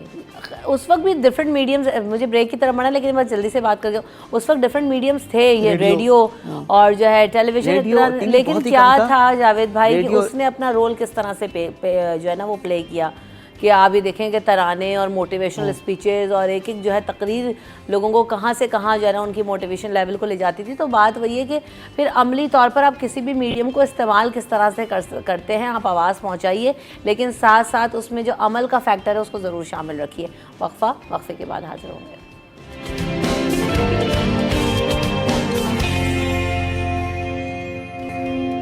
Welcome back in City at 10. تو جناب اب ہم باتیں کر رہے تھے اور خبر یہ بھی کہ کل جو ہے نا بہت ساری چیزیں ہیپننگز نظر آئیں ہمیں. سندھ ڈویژن پروگرام جو تھا اس کی تقریب کے جو ہے وہ درمیان بہت ساری باتیں ہوئیں، اور جب سی ایم صاحب بریفنگ دے رہے تھے تو انہوں نے بہت سارے جو ہے نا اپنے پروجیکٹس بھی گنوائے. اس کو دیکھ کے تو لگ رہا ہے کہ واقعی بہت سارا کام ہوا ہے. جیسے انہوں نے کہا کہ ہاکس بے روڈ کی جو ٹوٹل پروجیکٹ کی تعمیر ہے 1154 ملین جو ہے وہ اس کی لاگت لگائی گئی، اور وہ ہاکس بے کا روڈ بنا ہے، بن بھی گیا ہے وہ تو خیر سارا ماڑی پور والا، وہ کافی ٹائم لگا اس کو بھی بننے میں. اس کے علاوہ جی ابراہیم حیدری میں جو ہے فشرمین راؤنڈ اباؤٹ اور کورنگی نمبر 5 کی سڑکیں بنائیں، فلائی اوورس کی تعمیر کی گئی، اسپتال بنائے. سندھ سالڈ ویسٹ مینجمنٹ کے قیام کی بات ہوئی. لیاری، مریر، گزری، ابراہیم حیدری میں فٹ بال اسٹیڈیمز بنائے گئے. انو بھائی کرکٹ گراؤنڈ کی تزئین و آرائش کی گئی. پیپلز بس سروس کا آغاز کیا گیا. منوڑا بیچ کی تزئین و آرائش کی گئی. بہت ساری انہوں نے ایک فہرست گنوائی ہے. ایک تو یہ بریفنگ دی گئی کہ کیا کیا کام ہوئے، دوسری طرف یہ کہ اب کیا ہونے جا رہا ہے. تھر کے حوالے سے خاص طور پہ کل بریفنگ میں ہم نے دیکھا کہ بہت زیادہ فوکس کر رہے تھے بلاک 2 اور بلاک 1 کے مائننگ پروجیکٹ کے حوالے سے تفصیلات فراہم کر رہے تھے. تو یہ ایک اچھا پروسیس ہے. 1320 میگا واٹ تک جو ہے بجلی پیدا ہو رہی ہے، اور اس کو یہ کہا گیا تھا کہ 4000 میگا واٹ تک جب بلاک 2 بھی کمپلیٹ ہو جائے گا تو وہاں تک یہ چلی جائے گی. تو یہ بڑا اچھا ہوگا، اور نیشنل گرڈ میں شامل ہو جائے تو ہمارا جو شارٹ فال ہے وہ کم ہو سکتا ہے. یہ نہیں ہے، اچھی چیز ہے تو اس کو سراہنا چاہیے کہ تھر کی وجہ سے ہمیں بجلی سے مل رہی ہے سندھ کے صوبے کو، اور کوشش یہ ہے کہ مائن کر کے وہ کر رہے ہیں، کوئلے کے ذریعے بجلی پیدا ہو رہی ہے. ملک کے مختلف صوبوں میں اس طرح نہیں ہے. صوبائی گورنمنٹ کا یہ ایک اچھا اقدام ہے، سراہنا چاہیے. لیکن جیسے انہوں نے اپنے کام گنوائے بہت سارے، تو اگر 15-16 سال میں کام کیا تو کچھ بھی نہیں کیا. ہاں، تو 15-16 سال میں آپ نے بس 2-4 یا 8-10-20 صرف کام کی کیا؟ سال میں 1 سال میں صرف ایک. دیکھیں ہمیں آپ کو جو نظر آ رہا ہے نا کراچی میں سب سے بڑا مسئلہ ٹریفک کا مسئلہ ہے کہ اگر آپ صدر سے گزرنا کبھی چاہیں گے آپ خوشی خوشی؟ صدر میں اذیت ناک ٹریفک آپ کو ملتا ہے جو آپ کو گزرتے سے پہلے سوچنا پڑتا ہے ان سے گزرے کہ نہیں گزرے. جسے آپ کی بات کر رہی جاوید بھائی، لیکن جو کراچی کو کہتے ہیں نا کہ سستا شہر ہے، اور صدر میں اگر آپ شاپنگ کرنے چلے جائیں تو آپ کو کیا چیز اویلیبل نہیں ہے، اچھی سے اچھی آپ کو بھی مل جائے گی، آپ کو برانڈ میں مل جائے گی، آپ کو کاپی بھی مل جائے گی، آپ کو سیکنڈ ہینڈ بھی مل جائے گی، مطلب آپ کو ہر طرح کی چیز. لیکن آپ اتنا ہول سیل مارکیٹس موجود ہیں، کراچی والے خود وہاں پر موجود ہوتے ہیں، وہ شہر میں اسے فائدہ نہیں اٹھا پاتے ہیں. کیونکہ اگر ہم بھی سوچیں کہ میں جی جوڑیا بازار سے راشن لے لوں گی یا جو ہے میں کیا نام ہے بولٹن مارکیٹ سے جو ہے کچھ سامان اٹھا لوں گی، تو میں نہیں پاسبل میرے لیے، کیونکہ میرے لیے جانا ہی عذاب ہے گاڑی لے کے وہاں. دیکھیں وہاں پہ تو ہمارے لیے تو سستے شہر ہونے کا کوئی فائدہ ہی نہیں رہتا برقرار. وہاں پہ کام یہ کرنے کی ضرورت تھی یا ہے ابھی بھی کہ آپ کو میٹروپول پہ، فوارہ چورنگی پہ، آپ کو شائن کمپلیکس پہ، PIDC پہ، امپریس مارکیٹ پہ اور زینب مارکیٹ وغیرہ کے پاس آپ کو کئی سارے انڈر پاس بہت عرصے سے آپ یہ بات کہہ رہے ہیں. تو کب کریں گے؟ کب کریں گے بھائی، کب کریں گے؟ اچھا ڈاؤن ٹاؤن میں ابھی نیو یارک تو دنیا کا سب سے بہترین شہر کہلاتا ہے، ڈاؤن ٹاؤن اس کا مثالی ہے، وہاں پہ مینہٹن وغیرہ ٹائمز کا ہے، وہاں لوگ چیزیں دیکھنے آتے ہیں. کیا آپ نے سنا ہمارے صدر میں کوئی دیکھنے آتا ہے کوئی چیز؟ اتنی گندگی ہوتی ہے وہاں پہ کہ آپ کا دل نہیں کرے وہاں سے گزرنے کو، آپ کو چلنے کو دل نہیں کرے وہاں پر سے. تو اتنا فرق ہے نا، زمین آسمان کا فرق ہے. آپ جب چیزیں صاف ستھری رکھیں گے. اچھا امپریس مارکیٹ آپ نے چاروں طرف توڑ پھوڑ کی، تجاوزات ختم کر دیے تو فائدہ کیا ہوا؟ ٹریفک تو ابھی کی مسائل وہیں کے، پارکنگ آپ سوچ نہیں سکتی کہاں جا کے کہاں کریں گی. بھائی آپ نے اگر امپریس مارکیٹ میں صفائی کی تھی، تجاوزات ختم کر دیے تھے، تو آپ کو چاہیے تھا وہیں پر انڈر گراؤنڈ پارکنگ کر دینی چاہیے تھی تاکہ جو گاڑیاں آتی ہیں وہیں نیچے انڈر گراؤنڈ پارک ہوتی ہے، بھلے اوپر آپ پارک سا رکھتے، کیونکہ جہانگیر پارک تو اس کے سامنے ہے ہی. آپ نے پارکنگ کا کوئی بندوبست نہیں کیا جو ضرورت ہے لوگ کی. آپ نے وہاں پہ ٹریفک کے گزرنے کے لیے کوئی بندوبست نہیں کیا. جو شاپنگ کرنے صدر میں آنا چاہتا ہے ہر کوئی. پچھلے دنوں بھی بڑی بات ہے، پچھلے دنوں تو نہیں خیر، اس بات کو بھی 1.5 سال ہو گیا، پارکنگ پلازاز کے حوالے سے بات ہوئی تھی اور اس میں یہ بھی کہا تھا، مرتضی وہاب صاحب کے ساتھ یہ بات ہوئی تھی اور انہوں نے کہا تھا کہ جو پارکنگ کا نظام ہے اس کو بہتر کیا جائے گا. یہ جو اسٹریٹ پہ پارکنگ ہے وہ نہیں ہوگی، پارکنگ کے لیے جگہیں اور لینز اسائن کی جائیں گی، وہیں پہ پارکنگ ہوگی. کچھ بھی نہیں ہوگا. ایسے گورنمنٹ فیسیلیٹیٹ کرے گی نا، فیسیلیٹیٹ کرے گی. اب آپ جگہ جگہ امپریس مارکیٹ تھی، اپنے سامنے سڑک بند کر دی. آپ نے صدر میں کئی جگہ سڑک بند کر دی، پاکستان چوک کی سڑک بند کر دی، انڈر گراؤنڈ وہ پارکنگ وہاں پہ بنائی ہے تو وہاں پہ 2-3 جگہ آپ نے سڑک بند کر دی. سڑک نہیں بند کرنا ہے، سڑک کو کھولنے کے لیے پارکنگ بنائی جاتی ہے، نہ کہ انڈر گراؤنڈ پارکنگ آپ بنا دیں پھر اوپر سڑک بھی بند کر دیں. فائدہ کیا ہوا؟ فائدہ تو کچھ نہیں نظر آ رہا ہے اس کا.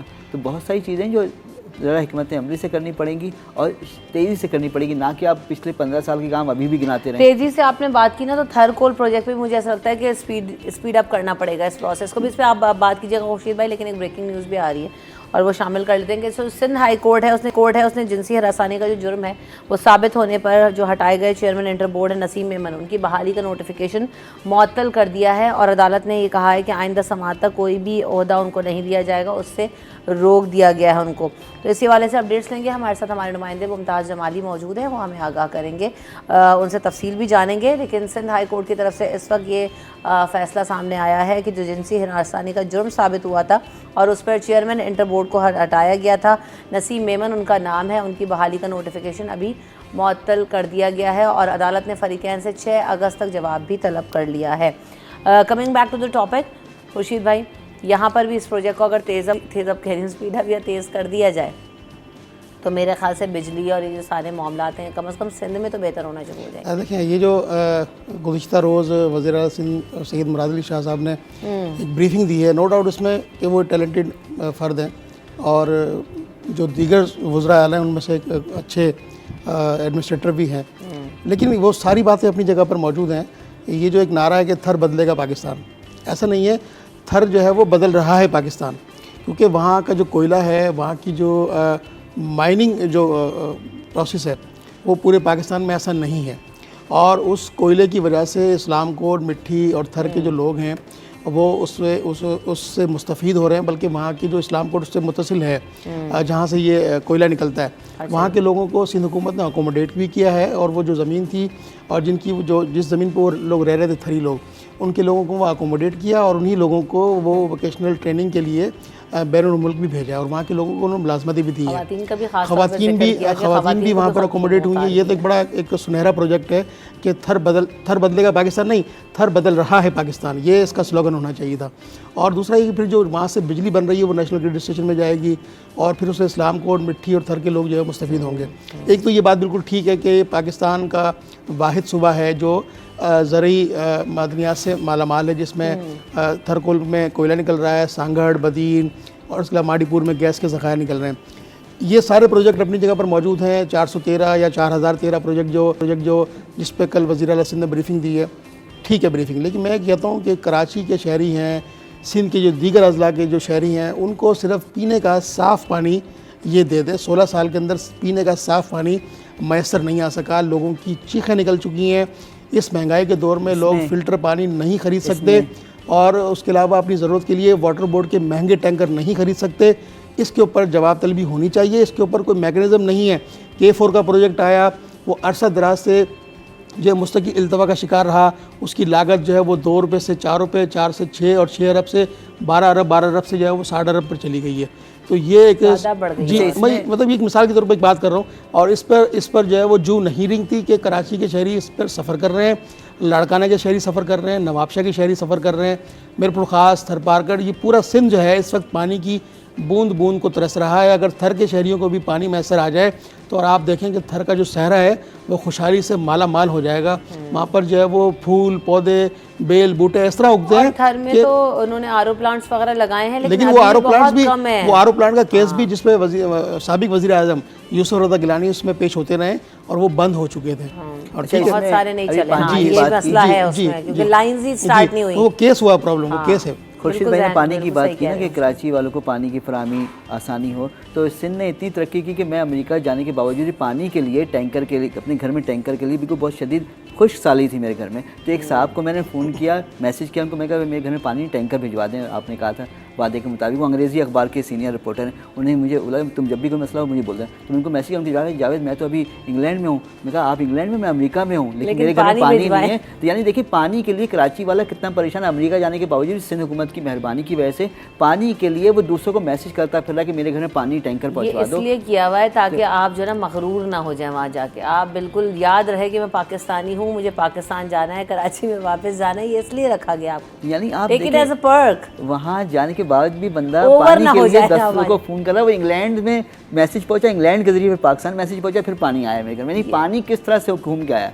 ये देखें ना आप कितना, ये कहीं हो सकता है, ये सिर्फ यहाँ होता है कि टैंकर के लिए अमेरिका से मैसेज आ रहा है, इंग्लैंड से आ रहा है। ऐसा ही है। तो क्या करें अभी सिंध हुकूमत ने आप इतनी तो तरक्की शुक्र कर अदा ली। करें कि अभी जो पिछला महीना गुजरा है जिसमें पानी, बिजली और लोड शेडिंग और गर्मी, हीट वेव, उसमें तो आप थे ही नहीं। बस मैं अल्लाह का बहुत शुक्र अदा कर रहा शुक्र अदा हूँ। और मैं उस वक्त जाने से सोच रहा पहले कि यार वही माहौल देखने जाऊँगा जो सारे पाकिस्तानी में भुगता है।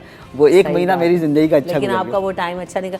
इसी तरह 2000 हीट वेव आया था ना, तो मैं उस वक्त पूरा महीना, हम जब आज टीवी में थे, जावेद भाई आप उधर भी हम साथ ही थे, मैं उस वक्त मलेशिया में थी और रमज़ान थे, तो मेरे लिए वो पूरा, और यहाँ पर लोग मर रहे हैं, देख रहे हैं खबरों में हम लोग, तो मेरे लिए बड़ी आसानी थी कि एक तो रोज़े रखे और वहाँ पर जो है हीट वेव से भी बच गए थे। तो इस दफ़ा वो आपके साथ हुआ। मैंने वो कुदरत भी ना, शायद ये दूसरे जो तरक्की याफ्ता ममालिक उन पर मेहरबान बहुत है कुदरत। ये कि हल्की से हब्स होता है, गर्मी होती है, वहाँ बारिश हो जाती है। मतलब मलेशिया की मौसम ऐसे ही है, कोलंबो का ऐसा ही है, और आपका अमेरिका या ह्यूस्टन वगैरह में ऐसे ही है। और न्यूयॉर्क तो खैर बहुत ही ठंडे इलाके क्योंकि कनाडा से करीब होने। कराची में हम लोग की शायद दुआ कबूल नहीं होती। कराची का भी मौसम ऐसे ही था, लेकिन अब बहुत बदल गया है। अब क्या हो रहा है, आज कुचले पिछले मिक्स हो रहा है सब कुछ। पिछले कुछ सालों से हम देख रहे हैं कि वो बहुत ज़्यादा चेंज हो गया, वरना ऐसा ही था कि थोड़ा अर्सा इवन शामें ठंडी जाती थी। अच्छा, मैंने ना किसी, मेरे जहन से निकल गया, वो किसी उलमा का भी ये कमेंट चल रहा था, और वो किसका कमेंट था, क्या था कि उन्होंने कहा कि भाई हमें अपने अमालों की जो है ना वो माफ़ी मांगनी चाहिए। तो मांग ले माफ़ी, आज जुम्मे का दिन भी अपनी दुआ में माफ़ी मांगे। और दूसरा ये नमाजें पढ़े, नमाज इस्तिस्का भी पढ़ लीजिए। लेकिन हम यहाँ पे पहले ब्रेक लेते हैं, ब्रेक के बाद आके मज़ीद बात करें।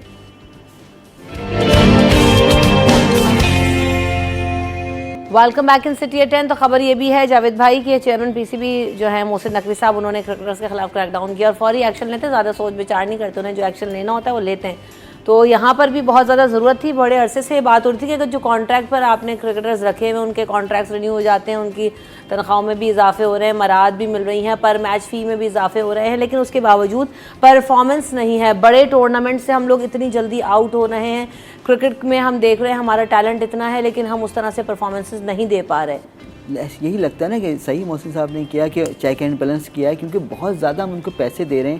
بھائی آپ جیت رہے ہو, پھر آپ کو اور انعامی رقم مل رہی ہے, لیکن آپ خراب کھیل رہے ہیں تو آپ کو ہم بدلے میں کیا کر رہے ہیں, کوئی پیسے کم نہیں کر رہے. تو یہ کافی عرصے بعد کسی چیئرمین نے بڑا دلیرانہ اقدام اٹھایا ہے کہ یہ کرنے کو گئے. مطلب سینٹرل کانٹریکٹ تو مستقل کئی کھلاڑیوں کو مل رہا تھا جو کچھ بھی نہیں کر رہے, ان کو بھی مل رہا ہے, پرفارمنس بھی بیکار ہو رہی پھر بھی مل رہا ہے. اور حالانکہ میچ فیس الگ ہوتی ہے, بہت سارے ان کو پیسے طرح سے ملتے ہیں.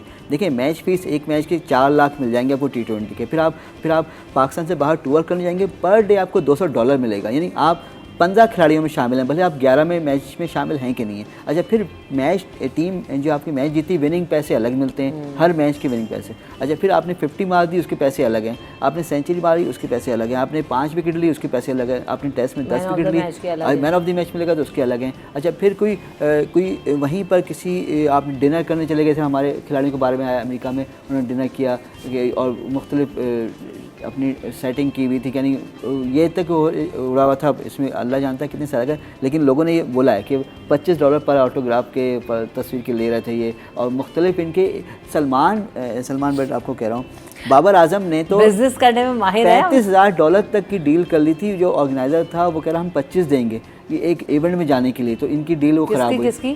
بابر اعظم کی. یعنی $25,000 صرف ایک ایونٹ میں 1 گھنٹے کے لیے ان کو جانا تھا. اور پاکستانی جو آئے ہوئے تھے, مختلف ٹکٹیں بکتی ہیں ڈنر کے لیے, ٹیبلیں بک ہوتی ہیں, تو وہ کہتے 35, وہ کہتے 25 دیں گے. تو ان کی ڈیل خراب ہوئی, وہ ان کو مل نہیں پایا. پھر جب پاکستان میچ ہار گیا تو جتنے ایونٹ جو شیڈول تھے وہ ڈنر اور ایونٹ وغیرہ وہ سب تہس نہس ہو گئے. یعنی پھر کیونکہ منہ ہی نہیں رہا ان کا کہیں جانے کا. پھر آپ نے دیکھا نا کس طرح سے لوگوں نے ہوٹنگ کی ہے.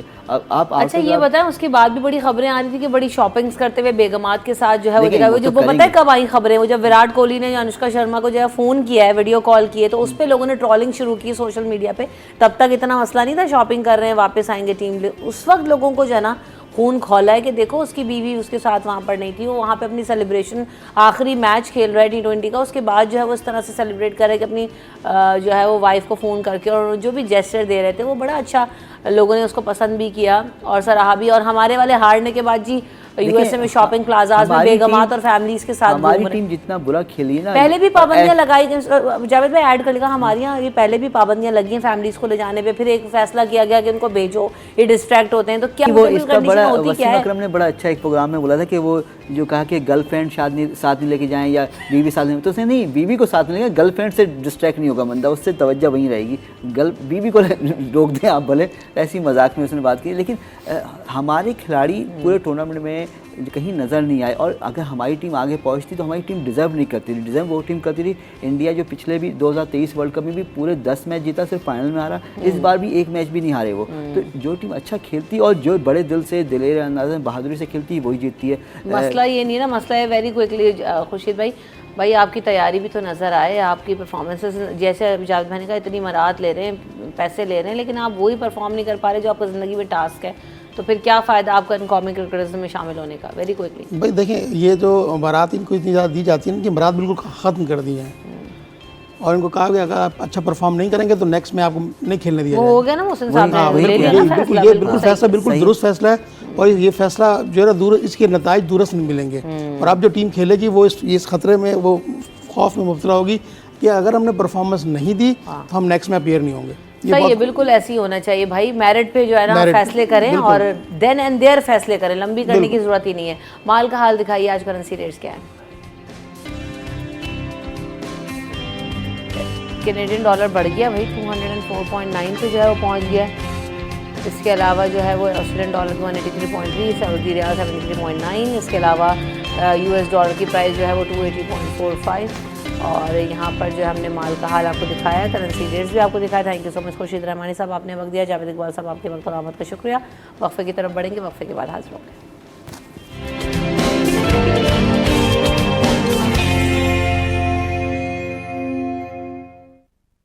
Welcome back in city eight 10। तो जनाब अब हमारे पास ऐसा टैलेंट मौजूद है। हम बात कर रहे थे अभी थोड़ी देर पहले क्रिकेट की, और हम देख रहे हैं कि उसको फ़रोग़ देने के लिए बहुत सारे इक़दामात होते हैं, और हम कहते हैं कि जब वहाँ के खिलाड़ी आते हैं, टूर्नामेंट जीत कर आएँ, हार कर आएँ, हम सब उनको अप्रिशिएट करते हैं और चाहते यही हैं कि खेल जो है वो फ़रोग़ होते रहें। इसी तरह जब मैं यहाँ शोज़ में देख रही होती हूँ, मुख्तलिफ़ तरह का टैलेंट आ रहा होता है, मुख्तलिफ़ कैटेगरीज़ में जो है वो पार्टिसिपेशंस नज़र आ रही हैं, और अपनी मदद आपके तहत भी बच्चे जो है ना वो बहुत ज़्यादा जो उनके शौक़ हैं उसमें थोड़ा थोड़ा कंट्रीब्यूशन करके चैम्पियनशिप्स में जा रहे हैं और मेडल्स लेकर आ रहे हैं, पाकिस्तान का नाम रोशन कर रहे हैं। तो ऐसे ही लोगों को हम यहाँ पर बुलाते हैं और उनको अप्रिशिएट भी करते हैं, और चाहते हैं कि पाकिस्तान का नाम डिफरेंट स्पोर्ट्स के अंदर जो है वो रोशन हो। और हम एक ज़माने में बहुत ज़्यादा इसमें इन तमाम चीज़ों में आगे थे, लेकिन फिर पीछे चले गए। लेकिन अब मैं देख रही हूँ कि पर्सनली बहुत ज़्यादा ट्रेंड आ गया है, बहुत सारे डिफरेंट स्पोर्ट्स में बच्चे बच्चियाँ पार्टिसिपेट कर रहे हैं और मेडल्स लेकर भी आ रहे हैं, टाइटल्स लेकर आ रहे हैं। तो इसी तरह से मेरे साथ इस वक्त Asian school throw ball champion के जो विनर्स हैं वो मौजूद हैं, उनको वेलकम करेंगे शो में, और उनका तारुफ भी मैं आपसे कराऊंगी। वो मेडल्स लेकर भी आए हैं, क्या पोजीशंस रहीं, किस तरह मुकाबले हुए, कितने लोगों से जो है ना वो उन्होंने कॉम्पीट किया, कितने ममालिक साथ थे, सब उन्हीं से जानेंगे।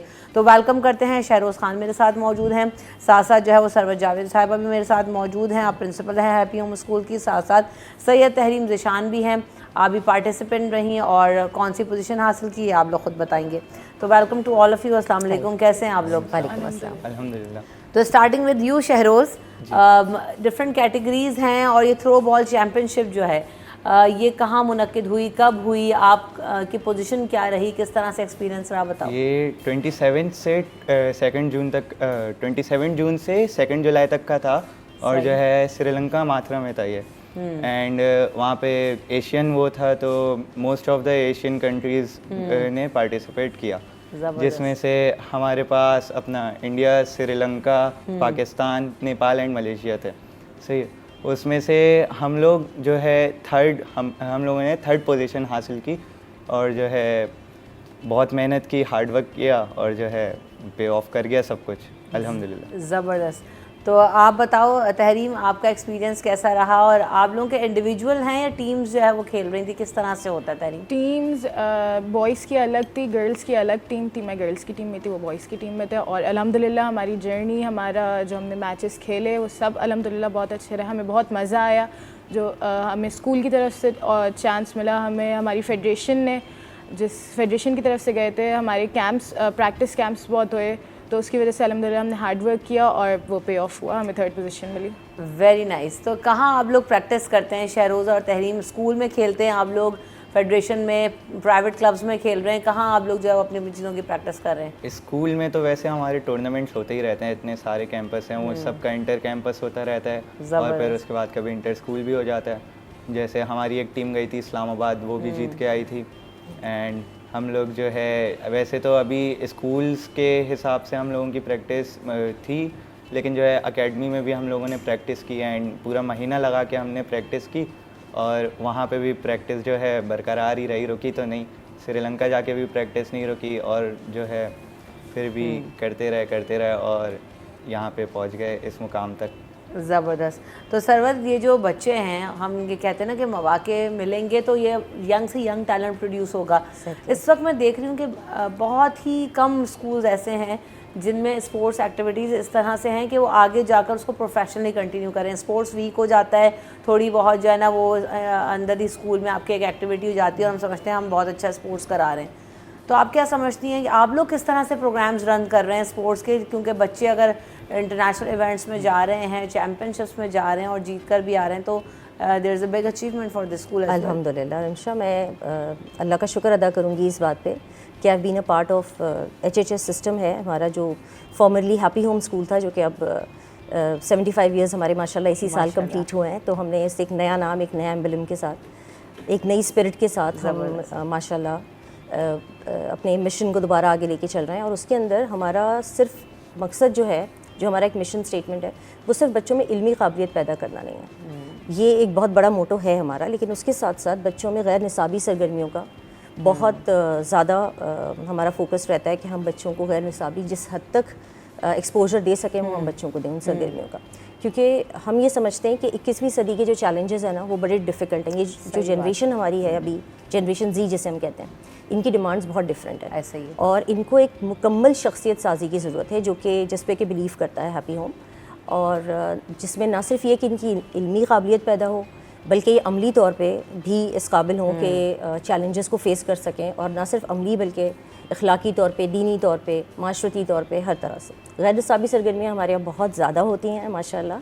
ہمارے اپنے کلبز ہیں, ہماری اپنی بیکاز ماشاء اللہ الحمد للہ we have got around 12 campuses ہمارے ہیں, تو اس کے اندر آپس میں بھی ہوتے ہیں جیسے کہ انہوں نے شہروز نے بھی بتایا, انٹر کیمپسز. اس کے بعد جو کسی بھی طرح کے کمپٹیشنز ہوتے ہیں پاکستان میں الحمدللہ HHS کی ٹیم اس میں ضرور جاتی ہے. زبردست. اور اس میں کچھ آپ کے ساتھ ہمارے کنٹریبیوشنز شیئر کرنا چاہوں گی. جیسے لاسٹ ایئر ہی ہمارے پاس بچے گئے تھے روپ اسکپنگ چیمپئن شپ میں اور گولڈ میڈل ملا ماشاء اللہ بچوں کو. روپ اسکپنگ چیمپئن شپ کے بچے بھی میرے پاس آئے تھے. جی, تو گولڈ میڈلسٹ جو ہیں وہ ہمارے HHS اسکول سے ہی تھے ماشاء اللہ. وہ ویری امپریسو ماشاء اللہ, بہت اچھی مجھے لگا کہ یار یہ دیکھو روپ اسکپنگ کا تو ہمیں پتہ ہی نہیں تھا کہ چیمپئن شپس ہو رہی ہیں. تو ہمارے پاس بڑے تمام گیمز کور ہوتے ہیں. اسی طرح ورلڈ کا جو سب سے چھوٹا انڈر 9 اسکریبل چیمپئن شپ ہوئی تھی نیپال کے اندر, سوری تھائی لینڈ کے اندر, اس کے اندر انڈر 9 میں جو 7 سال کا بچہ ہے عفان سہیل ماشاء اللہ runner up 2nd position world میں, وہ ہیپی ہوم ہے ہمارے پاس.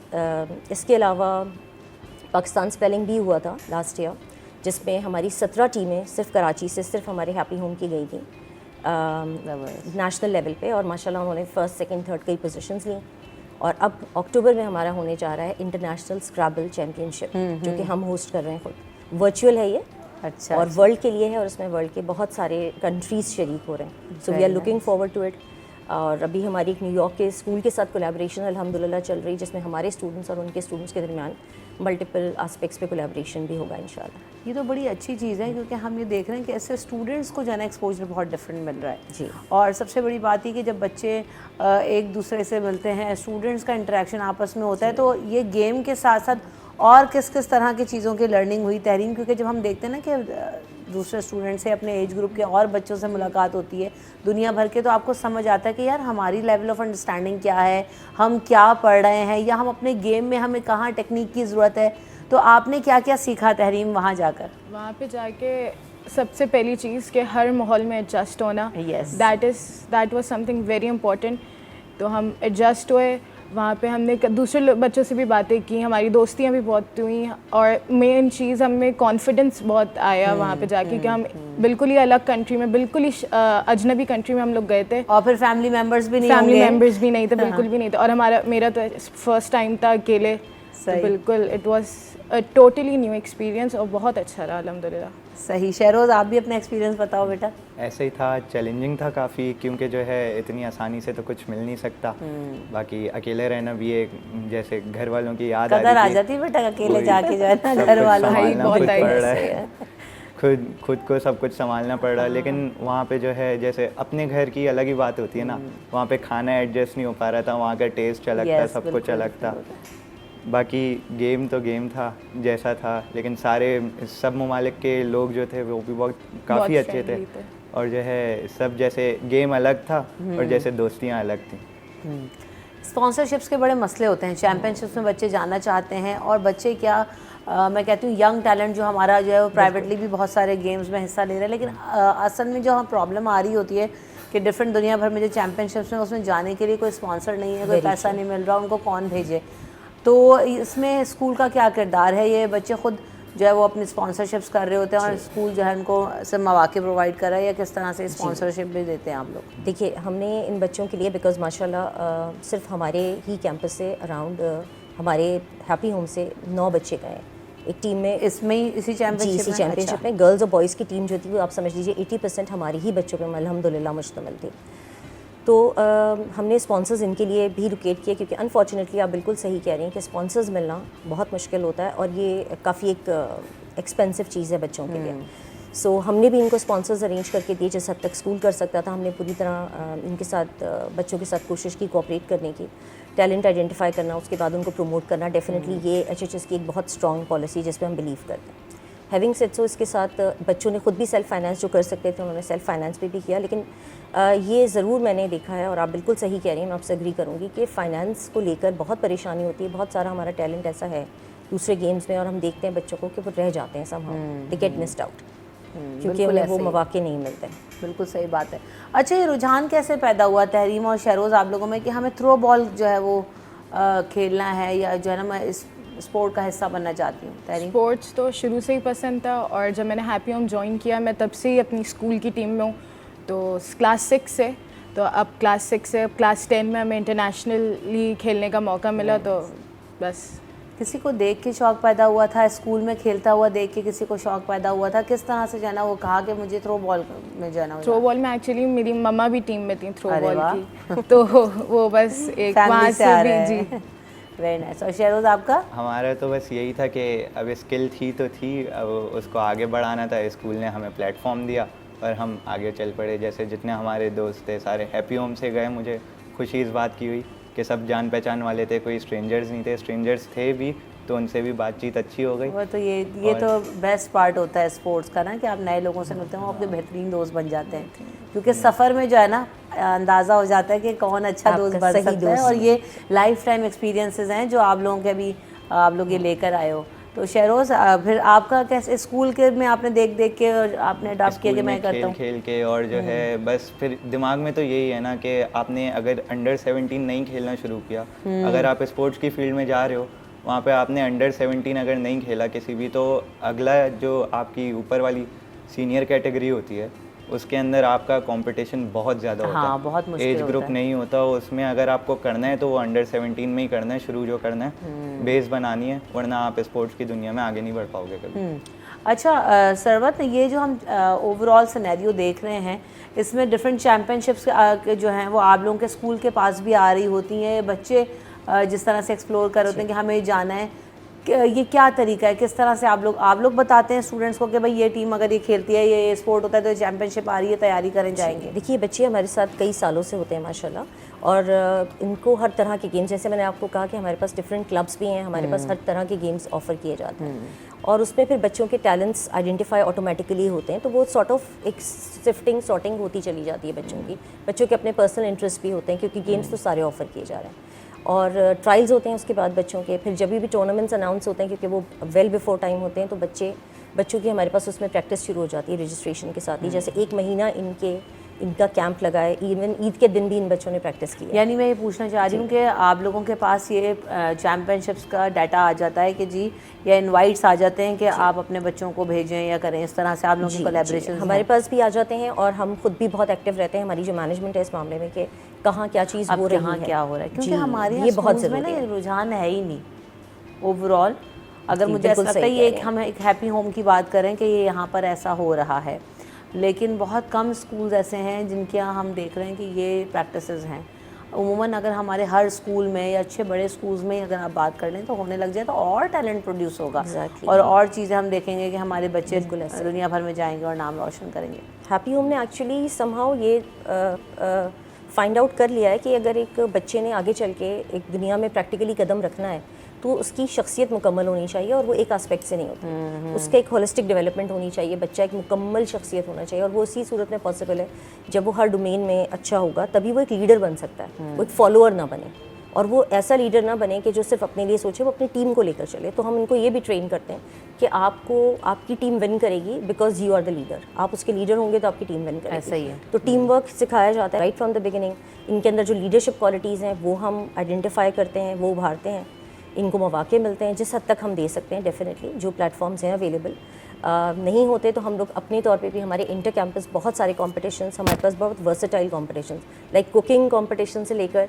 جی اچھا, کتنی طرح کے کمپٹیشنز ہیں, کیا کیا ہو رہا ہے؟ بڑا انٹرسٹنگ ہے, کیونکہ جب بچے, میں بتاؤں یہ مجھے انٹرسٹ آپ نے بھی یاد دلا دیا روپ اسکپنگ کا, تو جب یہ وہ بچے آئے تھے نا تو میں بڑا انسپائر ہوئی تھی. میں نے کہا یار یہ تو مجھے پہلی دفعہ پتہ لگ رہا ہے کہ اس کی بھی چیمپئن شپ ہوتی ہے انٹرنیشنلی, اور آپ لوگ ون کر کے آئے, اور چھوٹے وہ تو اور چھوٹے بچے تھے ان سے بھی جو ہے, وہ دونوں بچے جب آئے تھے تو وہ بڑا انسپائرنگ تھا. تو کیا کیا چیزیں ہو رہی ہیں انٹر اسکول بھی کمپٹیشنز کس طرح کے, ان کے بارے میں بھی آپ بتائیے گا, لیکن آفٹر دس بریک.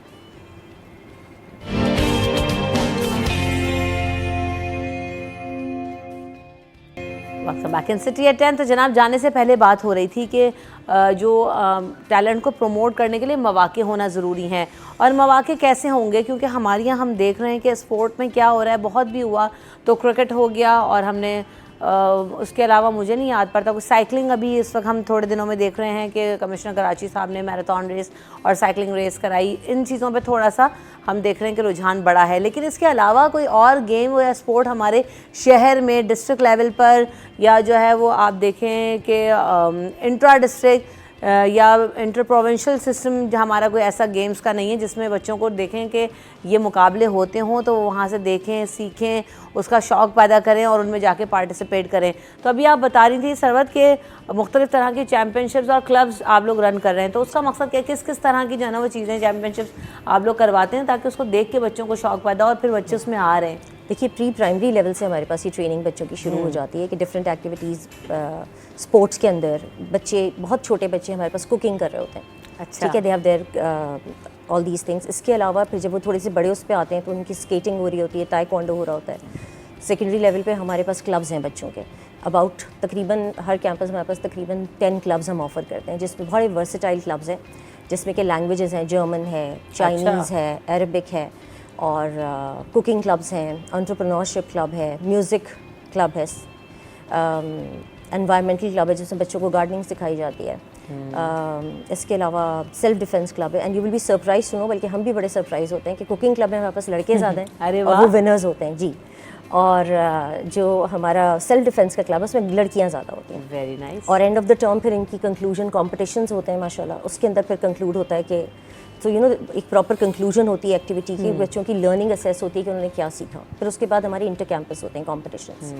تو بچے ایک چین ہے, کہیں پہ وہ بریک نہیں ہونے پاتی, تو بچے کی جو بھی اسکلز ہیں نا اس دوران وہ بہت اچھے طریقے سے نکل کے آتے ہیں. پھر بسائڈس دیٹ ہاں جی ہر طرح کی کمپٹیشنز ہیں, ایلیکیوشنز ہیں, ڈیکلیمیشنز ہیں, ڈبیٹس ہیں. آپ کچھ بھی you can also add if I am missing something. اچھا, اب بات یہ ہے کہ یہ جو سب کچھ ہو رہا ہے کو کریکولر ایکٹیویٹیز کی جب ہم بات کر رہے ہیں بہت اچھی ہیں, ہونی بھی چاہیے. اور جب آپ لوگ اتنا ٹائم لگا رہے تھے تو پڑھائی کو کیسے مینیج کر رہے تھے؟ اور کیونکہ عموماً اسکولز میں ہوتا ہے کہ بھائی چھٹی کا مسئلہ ہوتا ہے یا پڑھائی جو ہے نا آپ کی متاثر ہوتی ہے, تو وہاں پر پیرنٹس بھی ڈسٹرب ہو جاتے ہیں, ٹیچرس بھی جو ہے نا تھوڑا ڈس اپوائنٹ ہو رہے ہوتے ہیں. تو آپ لوگوں کا کیا روٹین ہوتا تھا, کس طرح سے مینیج کرتے ہیں؟ ابھی جب چیمپئن شپ سے واپس آئیں گے تو سارا کریکولم جو ہے وہ اب اوور کم کرنا ہے اس کو, وہ اسکول مینیج کرے گا. وہ اسکول کی مینجمنٹ ہماری ماشاءاللہ سے اتنی اچھی تھی کہ جو ہے ہم لوگ پہلے سے ہی پریپیئرڈ ہوتے تھے. جب تک اسپورٹس کے اندر اگر ہم لوگ اپنا 100% بھی دیں نا تب بھی ہمارا پڑھائی کا آلموسٹ 80 سے 90% کمپلیٹ اور کورڈ ہوتا تھا. اور ایسا نہیں ہے کہ ٹیچرز دھیان نہیں دیتے, اسپورٹس کے بعد بھی وہ ایکسٹرا کلاسز رکھتے ہیں. پھر اس کے بعد جیسے سپورٹ کرتے ہیں نا سب, اب گھر والوں کا بھی سپورٹ ہوتا ہے, ٹیچرز کا بھی سپورٹ ہوتا ہے, کھیلنے کو وہ موٹیویٹ کرتے ہیں تبھی ہم لوگ کھیل پاتے ہیں اور تبھی ایسی اچیومنٹس آ سکتی ہیں. ورنہ اگر سپورٹ نہ ہو تو کیا فائدہ پھر کچھ کرنے میں. آپ کی پڑھائی کیسی چل رہی ہے تحریم؟ پڑھائی الحمدللہ اچھی چل رہی ہے. پڑھائی میں ہمیں اسپورٹس کا بھی سپورٹ وغیرہ سب موجود ہے پیرنٹس کی طرف سے, اسکول کی طرف سے. ہماری جو ٹیچرز ہیں وہ الحمدللہ کافی اچھے ہیں. ہمیں ہمارا جیسے شیروز نے کہا 80-90% ہمارا سب کمپلیٹ ہوا ہوتا ہے پڑھائی کے حوالے سے, تو ہم اسپورٹس کو بھی ٹائم دے سکتے ہیں اور ساتھ میں ہم پڑھائی بھی کر سکتے ہیں. بس تو اس حساب سے ہماری پڑھائی پہ بھی کوئی افیکٹ نہیں آیا اور الحمدللہ کوئی اسپورٹس پہ بھی ہماری افیکٹ نہیں آیا. بالکل ایسا ہی ہے. تو یہ تو بہت ضروری ہے کہ آپ لوگ خود اپنے اندر کتنی انرجی فیل کرتے ہیں. دیگر بچے جو نہیں بھی چیمپئن شپس کا یا ویسے بھی اسپورٹس کا حصہ فیل کر رہے ہوتے ہیں تو آپ اپنے آپ کو لیتھارجک فیل کر رہے ہوتے ہیں, انرجیٹک فیل کر رہے ہوتے ہیں, کہیں وہ تھکان کا فیکٹر آتا ہے کہ نہیں یار بہت تھکتے ہیں, مطلب چھوڑو بس ایک ہی کام کر لیا جائے تو وہ بہتر ہے؟ ڈیسپریٹ ہوتا ہے نا ہم لوگوں کو چاہیے ہوتا ہے. ویسے ہی انٹر کیمپسز کھیل کے ایسا ہو جاتا ہے کہ ہاں وہ کانفیڈنس ہوتا ہے, اسٹیج لیول کا کانفیڈنس ہوتا ہے کہ ہاں کھیل سکتے ہیں. اگر کھیل سکتے ہیں تو اپنا پورا دینا ہے, اور پورا دینا ہے تو پھر جیت کے ہی واپس آنا ہے. اور جو اس وقت تھکان وکان کوئی فیکٹر اپلائی نہیں کرتا, اور ہم لوگ اگر کھیل رہے ہیں تو پورا کھیلیں گے, ہلکا آدھا کھیل کے واپس پیچھے نہیں ہٹ جائیں گے, پورا دیں گے آل. بس یہی ہے. کیا موٹیویشن ہوتی ہے تحریم؟ موٹیویشن کچھ نہیں, موٹیویشن کیونکہ ابھی اگر انٹرنیشنلی بولوں تو موٹیویشن سب سے بڑی موٹیویشن یہ تھی کہ ہمارے ساتھ پاکستان کا نام جڑا ہوا تھا. بالکل ایسے ہی. تو اس کے بعد ہمارا اسکول تھا, پھر ہم خود تھے, تو موٹیویشن صرف یہی تھی کہ جا رہے ہیں جیت کے آنا ہے, زبردست, اپنے ملک کا نام روشن کرنا ہے. اسی اسپرٹ کے ساتھ جتنے بھی میں دیکھ رہی ہوں کہ ینگ ٹیلنٹ جا رہا ہوتا ہے سربت, تو بڑی ایک اچھی بات ہے کہ محب وطن بھی ہے اور اسی لیے صرف جو ہے نا بہت زیادہ ایفرٹس کر رہے ہوتے ہیں کہ نہیں یار ہم انڈیویجول کیپیسٹی میں تو کچھ ہیں، لیکن اپنے جب جھنڈا لہرائیں گے اور ملک کا نام روشن ہوگا تو ایک فیلنگ ہی الگ ہوتی ہے، تو یقیناً اس کا ایک فلیور الگ ہے. تو سروت آپ یقیناً بہت اچھا جو ہے نا آپ لوگ کام کر رہے ہیں. جاتے جاتے آپ کچھ کہنا چاہتے ہیں تو ضرور کہیے اس پلیٹ فارم سے. بس میں یہی کہنا چاہوں گی اس چینل کے توسط سے کہ ہمارے پاس ٹیلنٹ کی کمی نہیں ہے. وہ جو ایک کہا جاتا ہے کہ ذرا نم ہو تو یہ مٹی بڑی زرخیز ہے ساکی، سو بالکل یہی حال ہے. لیکن بچوں کو مواقع نہیں ملتے انفارچونیٹلی، جو ہم نے آبزرو کیا. الحمدللہ وی آر ٹرائنگ، ہم اپنی پوری کوشش کر رہے ہیں، لیکن میں جو دوسرے پلیٹ فارمس پہ دیکھتی ہوں، مختلف جگہوں پہ دیکھتی ہوں کہ بچوں کو وہ مواقع نہیں مل پاتے. اور اس کے لیے ہمارے ادارے جو ہیں ان سے میں ریکویسٹ ہی کروں گی کہ وہ پلیز اپنے ٹیلنٹ کو پروموٹ کریں، کیونکہ پاکستان میں ماشاءاللہ ٹیلنٹ کی کوئی کمی نہیں ہے. میں اگر ہم اپنے ہی اسکول کو، میں نے آپ کو بھی بتایا، دیکھ لیں تو ایک 7 سال کا بچہ بھی جو ہے ورلڈ میں 2nd پوزیشن لا سکتا ہے. تو ٹیلنٹ بہت ہے ہمارے پاس، بس اس کو ابھارنے کی، اس کو نکھارنے کی، اس کو آئیڈینٹیفائی کرنے کی اور اس کو پروموٹ کرنے کی ضرورت ہے صحیح ٹائم پہ. تحریم آپ کچھ کہنا چاہتے ہو اپنے ایکسپیرینس کے مطابق، اور آگے کیا پلانز اینڈ گولز ہیں؟ آگے الحمدللہ یہ تو صرف شروعات ہے، آگے ہمیں رکنا نہیں ہے، ہمیں آگے بڑھنا ہے، اپنے ملک کا نام روشن کرنا ہے، اپنے ملک کو بہتر کرنا ہے. یہی نا کہ اگر ہم یوتھ کو یہی کہنا چاہوں گی کہ اگر ہم چلے جائیں گے تو پاکستان کو کون سنوارے گا. تو ہمیں یہاں رہ کے اپنے ملک کو بہتر کرنا ہے. ہم یہاں سے تعلیم حاصل کرتے ہیں، باہر جا کے باہر کے لوگوں کی خدمت کرتے ہیں، تو اس سے بہتر یہ ہے کہ ہم یہاں رہ کے اپنے ملک کو سنواریں، اپنے ملک کی خدمت کریں، اپنے ملک کو بہتر کریں. Very nice approach. اور آپ کیا کہنا چاہو گے؟ میں بس یہی کہنا چاہوں گا کہ کرکٹ کے علاوہ بھی بہت سارے اسپورٹس ہیں، ادھر بھی نظر ڈالنی پڑتی ہے. صرف سارے اسپانسرس کرکٹ کے لیے نہیں ہوتے، باقی اتنا سارا ہمارے ساتھ اور بھی بہت سارے بچے تھے جن کو بہت زیادہ ٹیلنٹ تھا. مطلب میں یہ بولنا چاہوں گا کہ ہماری ٹیم کا جو سب سے اچھا پلیئر تھا وہ نہیں جا پایا کیونکہ اس کی سیلف فائنینس پہ وہ اسٹیبل نہیں ہو پا رہا تھا. اور پھر باقی اگر اور بچے ہوتے ایسے ہی کر کے تو یہ برونز کی جگہ گولڈ ہو سکتا تھا. ایسے ہی بس یہی ہے کہ سپورٹ نہیں ہوتی، اسپانسر نہیں ہوتا. اس میں فیڈریشنز کو اپنا کردار ادا کرنا ہے، اس میں منسٹریز کو اپنا جو اسپورٹس منسٹری ہے ہماری اس کو دیکھنا ہوگا کہ واقعی کھیل بہت سارے ہیں، ٹیلنٹ بہت سارا ہے، پروڈیوس بھی ہو رہا ہے، مواقع ڈھونڈ بھی رہے ہیں، جا بھی رہے ہیں. صرف آپ نے ان کو اسسٹ کرنا ہے. اور ایک کہتے ہیں نا کہ بک اپ ہی آپ کر دیں گے، آپ کسی کو جو ہے نا اسپانسر کر دیں گے جو آپ کے لیے کوئی طرح مسئلے کی بات نہیں ہے، اور وہ بھی آپ کا پاکستان کا نام جو ہے وہ روشن کر کے آئیں گے. تو یہ ایک بڑی بڑی اچیومنٹس ہوتی ہیں، اور بچوں کے لیے اگر آپ کرتے ہیں تو آگے جا کے وہی والی بات جیسے بھی تحریم نے بھی کہا کہ بچے اسی اسپرٹ کے ساتھ آتے ہیں اور اس کو پے آف کرنے کی کوشش کرتے ہیں. تھینک یو سو مچ تحریم، آپ نے وقت دیا بیٹا، اور سرور صاحب آپ کے وقت کا بہت شکریہ. شہروز آپ نے وقت دیا بیٹا، آپ کا بھی شکریہ. ہم یہاں پہ بریک کی طرف بڑھیں گے، بریک کے بعد حاضر ہوں گے اگلے سیگمنٹ میں.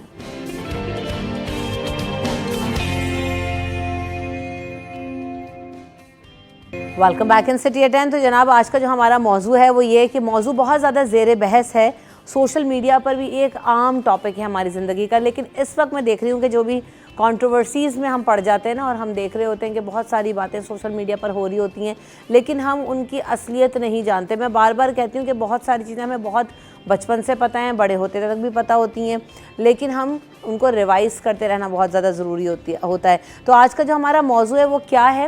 وہ یہ ہے کہ جو عورتیں ہیں ان کو ایک تو سب سے پہلے جاننے کی کوشش کریں گے کہ اسلام میں عورت کی تعلیم پر کتنا زور دیا گیا ہے، اسلام میں عورت کو کیا حقوق دیے گئے ہیں، معاشرے میں اس کا کیا کردار ہے. ان تمام چیزوں پر ہم بات کریں گے. اور ساتھ ساتھ ابھی ایک بہت زیادہ بحث سوشل میڈیا پر چل رہی ہے جو ہے وہ ٹی وی چینل کے پروگرام کے توسط سے، کہ وہاں پر ایک عورتوں کے لیے یہ الفاظ استعمال کیے گئے کہ عورتیں جاہل ہیں، ہماری عورتیں جاہل ہیں.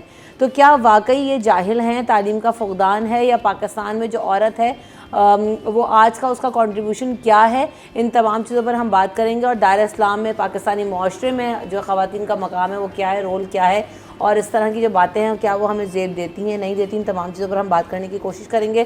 میرے ساتھ جو مہمان موجود ہیں ان کا تعارف کرواتی ہوں. میرے ساتھ نور رحمانی بھائی موجود ہیں. السلام علیکم، کیسے ہیں رحمانی بھائی آپ؟ ٹھیک ہیں، thank you so much for your time, بہت بہت شکریہ.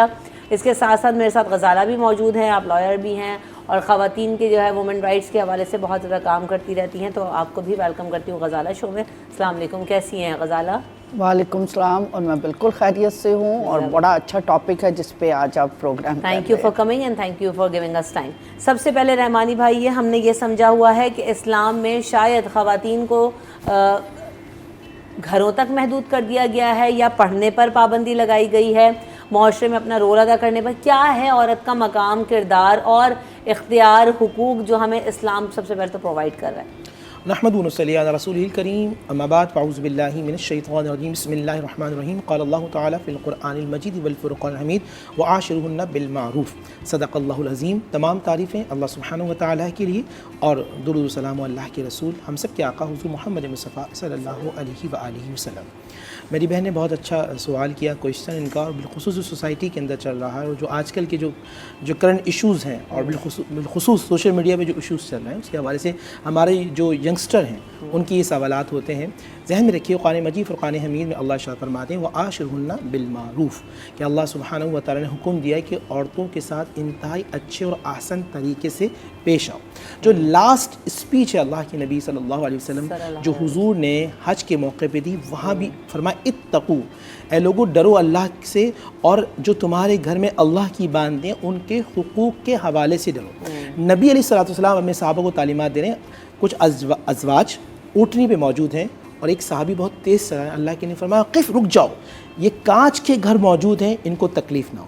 یہ اللہ کے نبی صلی اللہ علیہ وآلہ وسلم کا انداز تھا.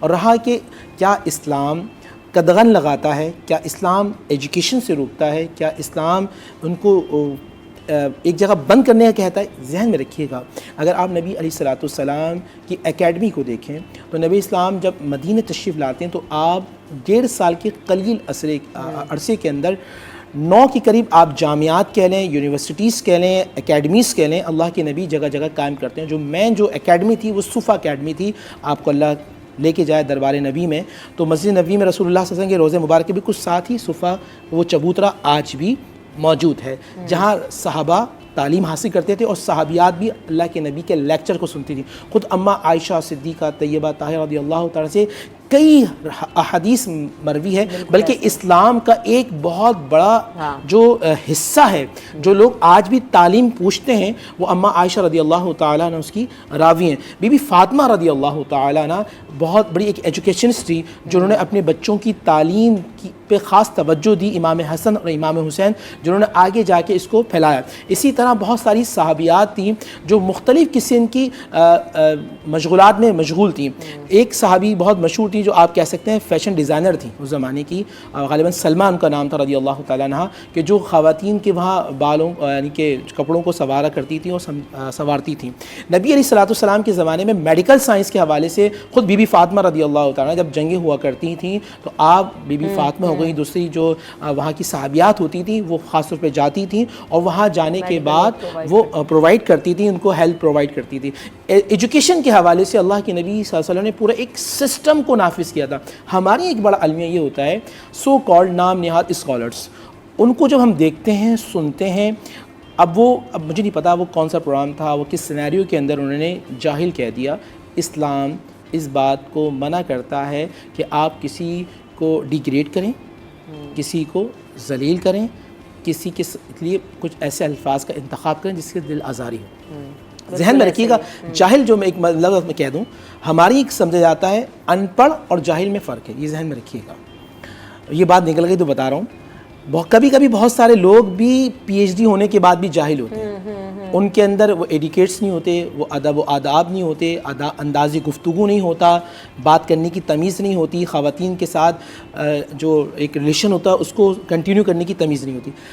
جاہل وہ ہوتا ہے جو حق کو تسلیم نہ کرے، جو حق کو تسلیم نہ کرے.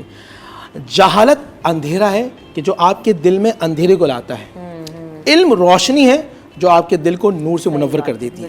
یہ ہے جہالت اور علم میں فرق. بالکل ایسے. اور بات وہی ہے کہ اگر آپ خود ہی اتنے بڑے اسکالر ہیں، خود ہی آپ جو ہے نا اتنا علم رکھتے ہیں، اتنے روشن خیال ہیں، تو آپ کو اس بات کا بہت زیادہ خیال رکھنا چاہیے کہ آپ ایک پورے جو ہے نا ایک پوری جماعت کو اٹھا کر آپ نے جو ہے نا وہ ایک فکرے سے آپ نے ایسوسیٹ مجھے بتائیے. کالر بھی لے لوں مہربانی بھائی. السلام علیکم، کالر ہے ہمارے ساتھ. السلام علیکم. وعلیکم السلام جی. السلام علیکم انسا، کیا حال ہے آپ کے؟ وعلیکم السلام، بالکل ٹھیک. کون صاحبہ بات کر رہی ہیں اور کیا کہنا چاہتی ہیں؟ جی میں ایسا بات کر رہی ہوں. ماشاء اللہ سے بہت اچھا شو ایز یوزول آپ کر رہی ہیں اور بہت اچھا کرتی ہیں آپ. جب جمعے والے دن آپ علماء کرام کو بلاتی ہیں اور لوگوں کے جو بھی مسئلے مسائل ہوتے ہیں وہ اس متعلق آپ ٹاپک رکھتی ہیں، بات کرتی ہیں. تو میں رحمانی صاحب سے 2 سوالات کرنا چاہوں گی آج. ایک تو جی میرا یہ سوال ہے کہ یہ جو خواتین کے جو رشتہ دار جو میل ممبرز ہوتے ہیں ان کے اگر ان کی جائیداد میں حصہ ہوتا ہے وہ ضبط کر لیتے ہیں اور وہ دیتے نہیں ان کا حق جو شرعی اور قانونی. آواز بڑھائیں جی, اس کے لیے کیا اسلام کہتا ہے جی, اس پہ مطلب کیا کس طرح خواتین اپنا حق لے سکتی ہیں؟ اور دوسرا میرا ایک رحمانی صاحب سے یہ سوال ہے کہ یہ جو نظر بد ہوتی ہے جناتی, اس کے حوالے سے کچھ پڑھنے کے لیے پلیز ضرور بتا دیجیے. ٹھیک ہے اسما, آپ کے سوال کا جواب لے لوں گی. میں بریک لے لیتی ہوں, بریک کے بعد واپس آئیں گے, ٹاپک پر گفتگو بھی ہوگی اور رحمانی بھائی آپ کے سوال کا جواب بھی دیں گے, but right after this break.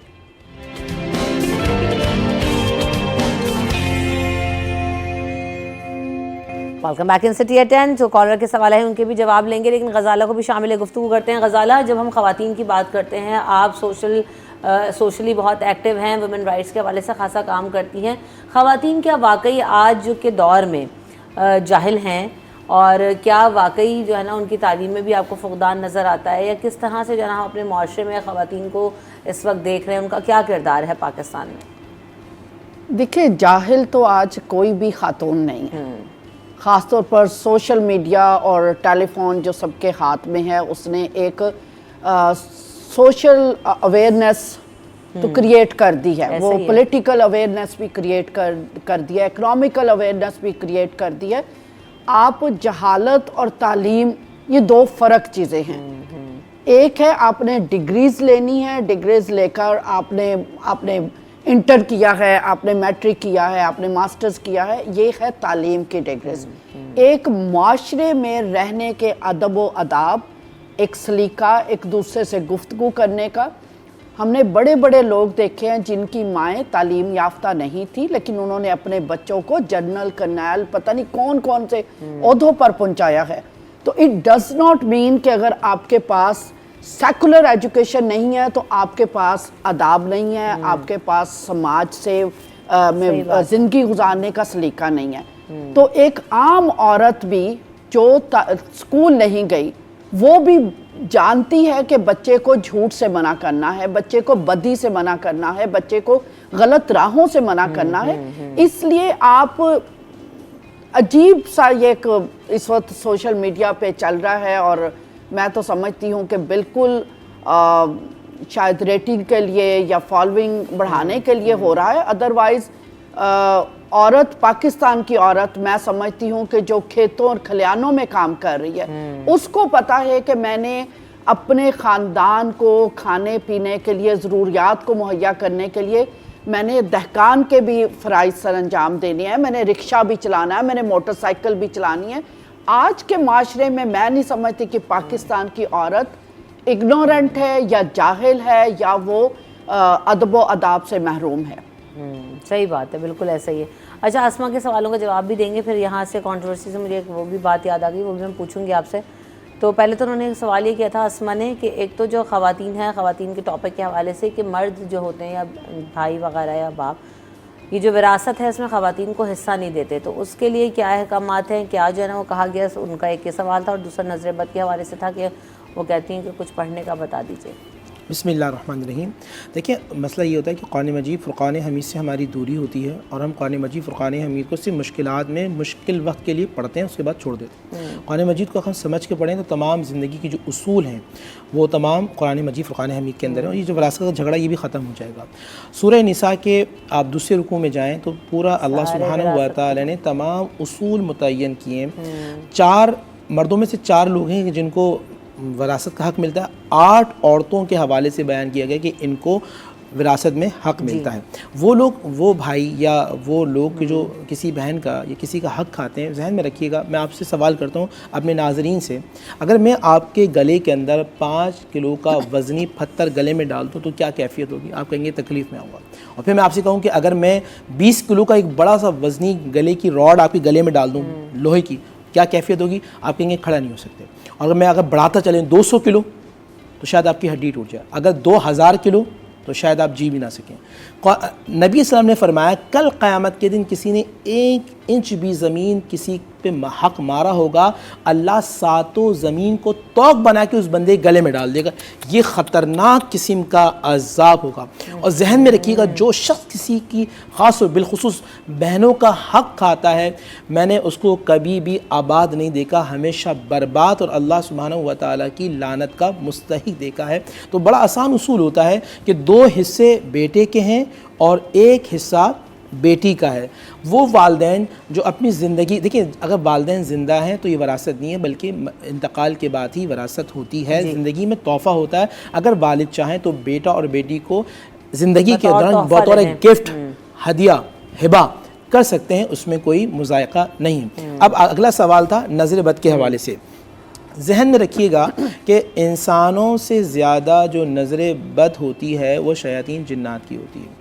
اگر 100 لوگ ہیں اور 100 میں سے اگر یہ ہمارا تجربہ رہا ہے کہ اس میں سے 20-25 لوگوں کو نظر انسانی ہوتی ہے, باقی 75% پر جو نظر ہوتی ہے وہ جناتی ہوتی ہے. جی بالکل ایسا ہوتا ہے. بالخصوص شیاطین, جیسے ہمارے چھوٹے بچے ہوتے ہیں وہ دودھ پی رہے ہیں ایک دم رونا شروع کر دیا, الٹیاں شروع کر دیں, بچہ رات میں بہت زیادہ چونک رہا ہے, یا کچھ بچے بہت زیادہ ایکسٹرا آرڈنری ہائپر ہو جاتے ہیں. اب آپ ان کو کچھ بھی کر رہے ہیں وہ اطمینان میں سنبھلنے پہ نہیں آ رہے, وہ نظر بد کی وجہ سے ہوتا ہے. تو ایسے پیرنٹس کو چاہیے سورہ فلق اور سورہ ناس ان پر پڑھ کے دم کرتے رہیں. اچھا بچہ اس کی وجہ سے ایگریسو ہو رہا ہے, بہت زیادہ ہائپر ہو رہا ہے, تو میں نے پہلے بھی اس پروگرام میں کہا تھا کہ آپ شہادت کی انگلی بچے کے سر پہ رکھ کے 21 مرتبہ 21 times you are recite سورۃ الاخلاص. آپ سورہ اخلاص 21 مرتبہ پڑھ دیں گے تو انشاءاللہ نظر بد سے محفوظ ہو جائیں گے. اور بچوں کے لیے ایک چھوٹا سا وظیفہ, ایک طریقہ, جو میری بہن بیٹھی ہیں یہاں بیٹھی ہیں, آپ جو وضو کرتے ہیں نا, آپ کا بچہ بہت بار نظر بد میں آ جاتا ہے, تو آپ جو وضو کرتی ہیں تو وضو کا جو بچا ہوا پانی ہوتا ہے اگر وہ بچے کے چہرے پہ اعوذ باللہ من الشیطان الرجیم پڑھ کے بھی چھینٹا مار دیں گے, جو آپ میں والدہ جیسے والد یا والدہ اپنا وضو کا پانی بچا ہوا جو ہوتا ہے, جیسے وضو کے پانی کو وضو کہتے ہیں, واو پہ زبر آتا ہے, تو وہ پانی اگر آپ اپنے بچے کے منہ پہ چھینٹا مار دیں گے اعوذ باللہ من الشیطان الرجیم پڑھ کے, تو انشاءاللہ اس سے بھی افاقہ ہوگا, نظر بد سے محفوظ ہو جائے گا. صحیح. Coming back to the topic Rahmani بھائی, ابھی ہم دیکھ رہے ہیں کہ بہت اس بحث میں مجھے نا طریقے پر اختلاف وہاں پہ ایسا لگا کہ یہاں جو ہے نا طریقہ بہت غلط ہے کہ آپ نے جس طرح سے ادائیگی کی, اور پھر پہلے تو یہ عورتوں کو جاہل قرار دے دیا گیا, اس کے بعد یہ کہا گیا کہ جب وہ بحث زیادہ بڑی تو کہا طاغوت. طاغوت کا مطلب آپ کو پتہ ہے کون سی ایسی کامن ٹرم ہے جو ہر گلی محلے کا بچہ یا ہر عورت جو ہے نا وہ جانتی ہے؟ میں نے تو یہ بھی بولا ہے, میں نے کہا کیا غسل کے بارے میں سکھا رہے ہیں, وضو کے بارے میں سکھا رہے ہیں, اتنا کامن آپ سوال کر رہے ہو کہ ہاں بولیں کہ تمہیں تو اس کے بارے میں بھی نہیں پتا تو تم جاہل ہو. تو کیا ہے یہ بھائی؟ بسم اللہ الرحمن الرحیم. اس پوری کائنات کیا ہے؟ ہاں میں آپ کو, بڑا اچھا سوال ہے آپ کا. میں سب سے پہلے انداز پہ بات کر لوں, انداز گفتگو. اس پوری کائنات کو سمجھانے والے اور اس پوری کائنات میں سب سے زیادہ جو علم ہے, قرآن کہتا ہے الرحمن علم القرآن. اللہ نے الرحمن علم القرآن, اللہ نے سکھایا قرآن کس کو؟ اللہ اپنے نبی حضور محمد رسول اللہ صلی اللہ علیہ وسلم. الرحمن علم القرآن, قرآن کا علم کس کو دیا؟ اللہ نے اپنے نبی علیہ السلام کو دیا. تو پوری کائنات میں سب سے زیادہ علم نبی علیہ السلام کے پاس. حضور کے پاس کوئی شخص آتا ہے تو حضور کا انداز کیا ہوتا ہے؟ آپ پوری ہسٹری اٹھا کے دیکھیں. نبی اسلام نے طاغوت یعنی کہ جاہل کہنا تو بہت, حضور نے کبھی کسی کو ڈانٹا بھی نہیں. تو میں اگر دین محمدی کا سپاہی ہوں تو مجھے اپنے لہجے کو نرم کرنا ہے تاکہ میرا بندہ قریب آئے, دور نہ جائے.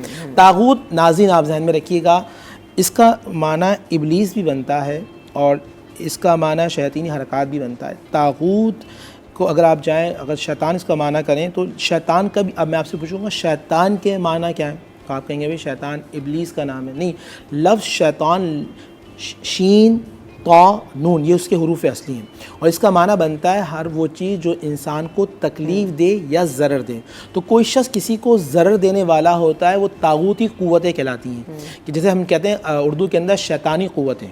تو ان سے اب یہ شیطانی قوتیں ہمارے ذہن پہ اثر کرتی ہیں, جس کی وجہ سے ہم شیطان کے قریب ہو جاتے ہیں اور رحمان سے دور ہو جاتے ہیں اور غافل ہو جاتے ہیں.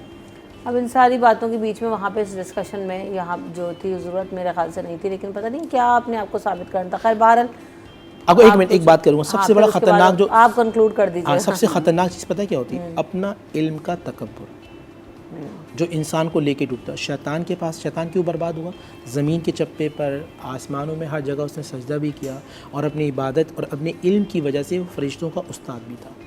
अबा वस्तकबरा वकानुल काफरीन, और इल्म की वजह से बर्बाद हुआ। तो जो अहले इल्म हैं उनको कभी अपने इल्म पे गुरूर नहीं करना चाहिए। ऐसा ना हो कि हमारा आखिरी वक्त शैतान के साथ हो। आज ही मैं कुरान पाक में सुन रही थी कि अल्लाह ताला फरमा रहे हैं कि तकब्बुर करने वाला जो है ना वो दोज़ख में जाएगा, और उसके लिए जो है ना वो बहुत सख्त वईद अल्लाह ताला ने कुरान पाक में खुले अल्फाज में तकब्बुर और गुरूर का लफ्ज़ इस्तेमाल जो है ना वो बताएं खुले अल्फाजों में मौजूद, हम तब भी ना समझे तो एक अलग बात है।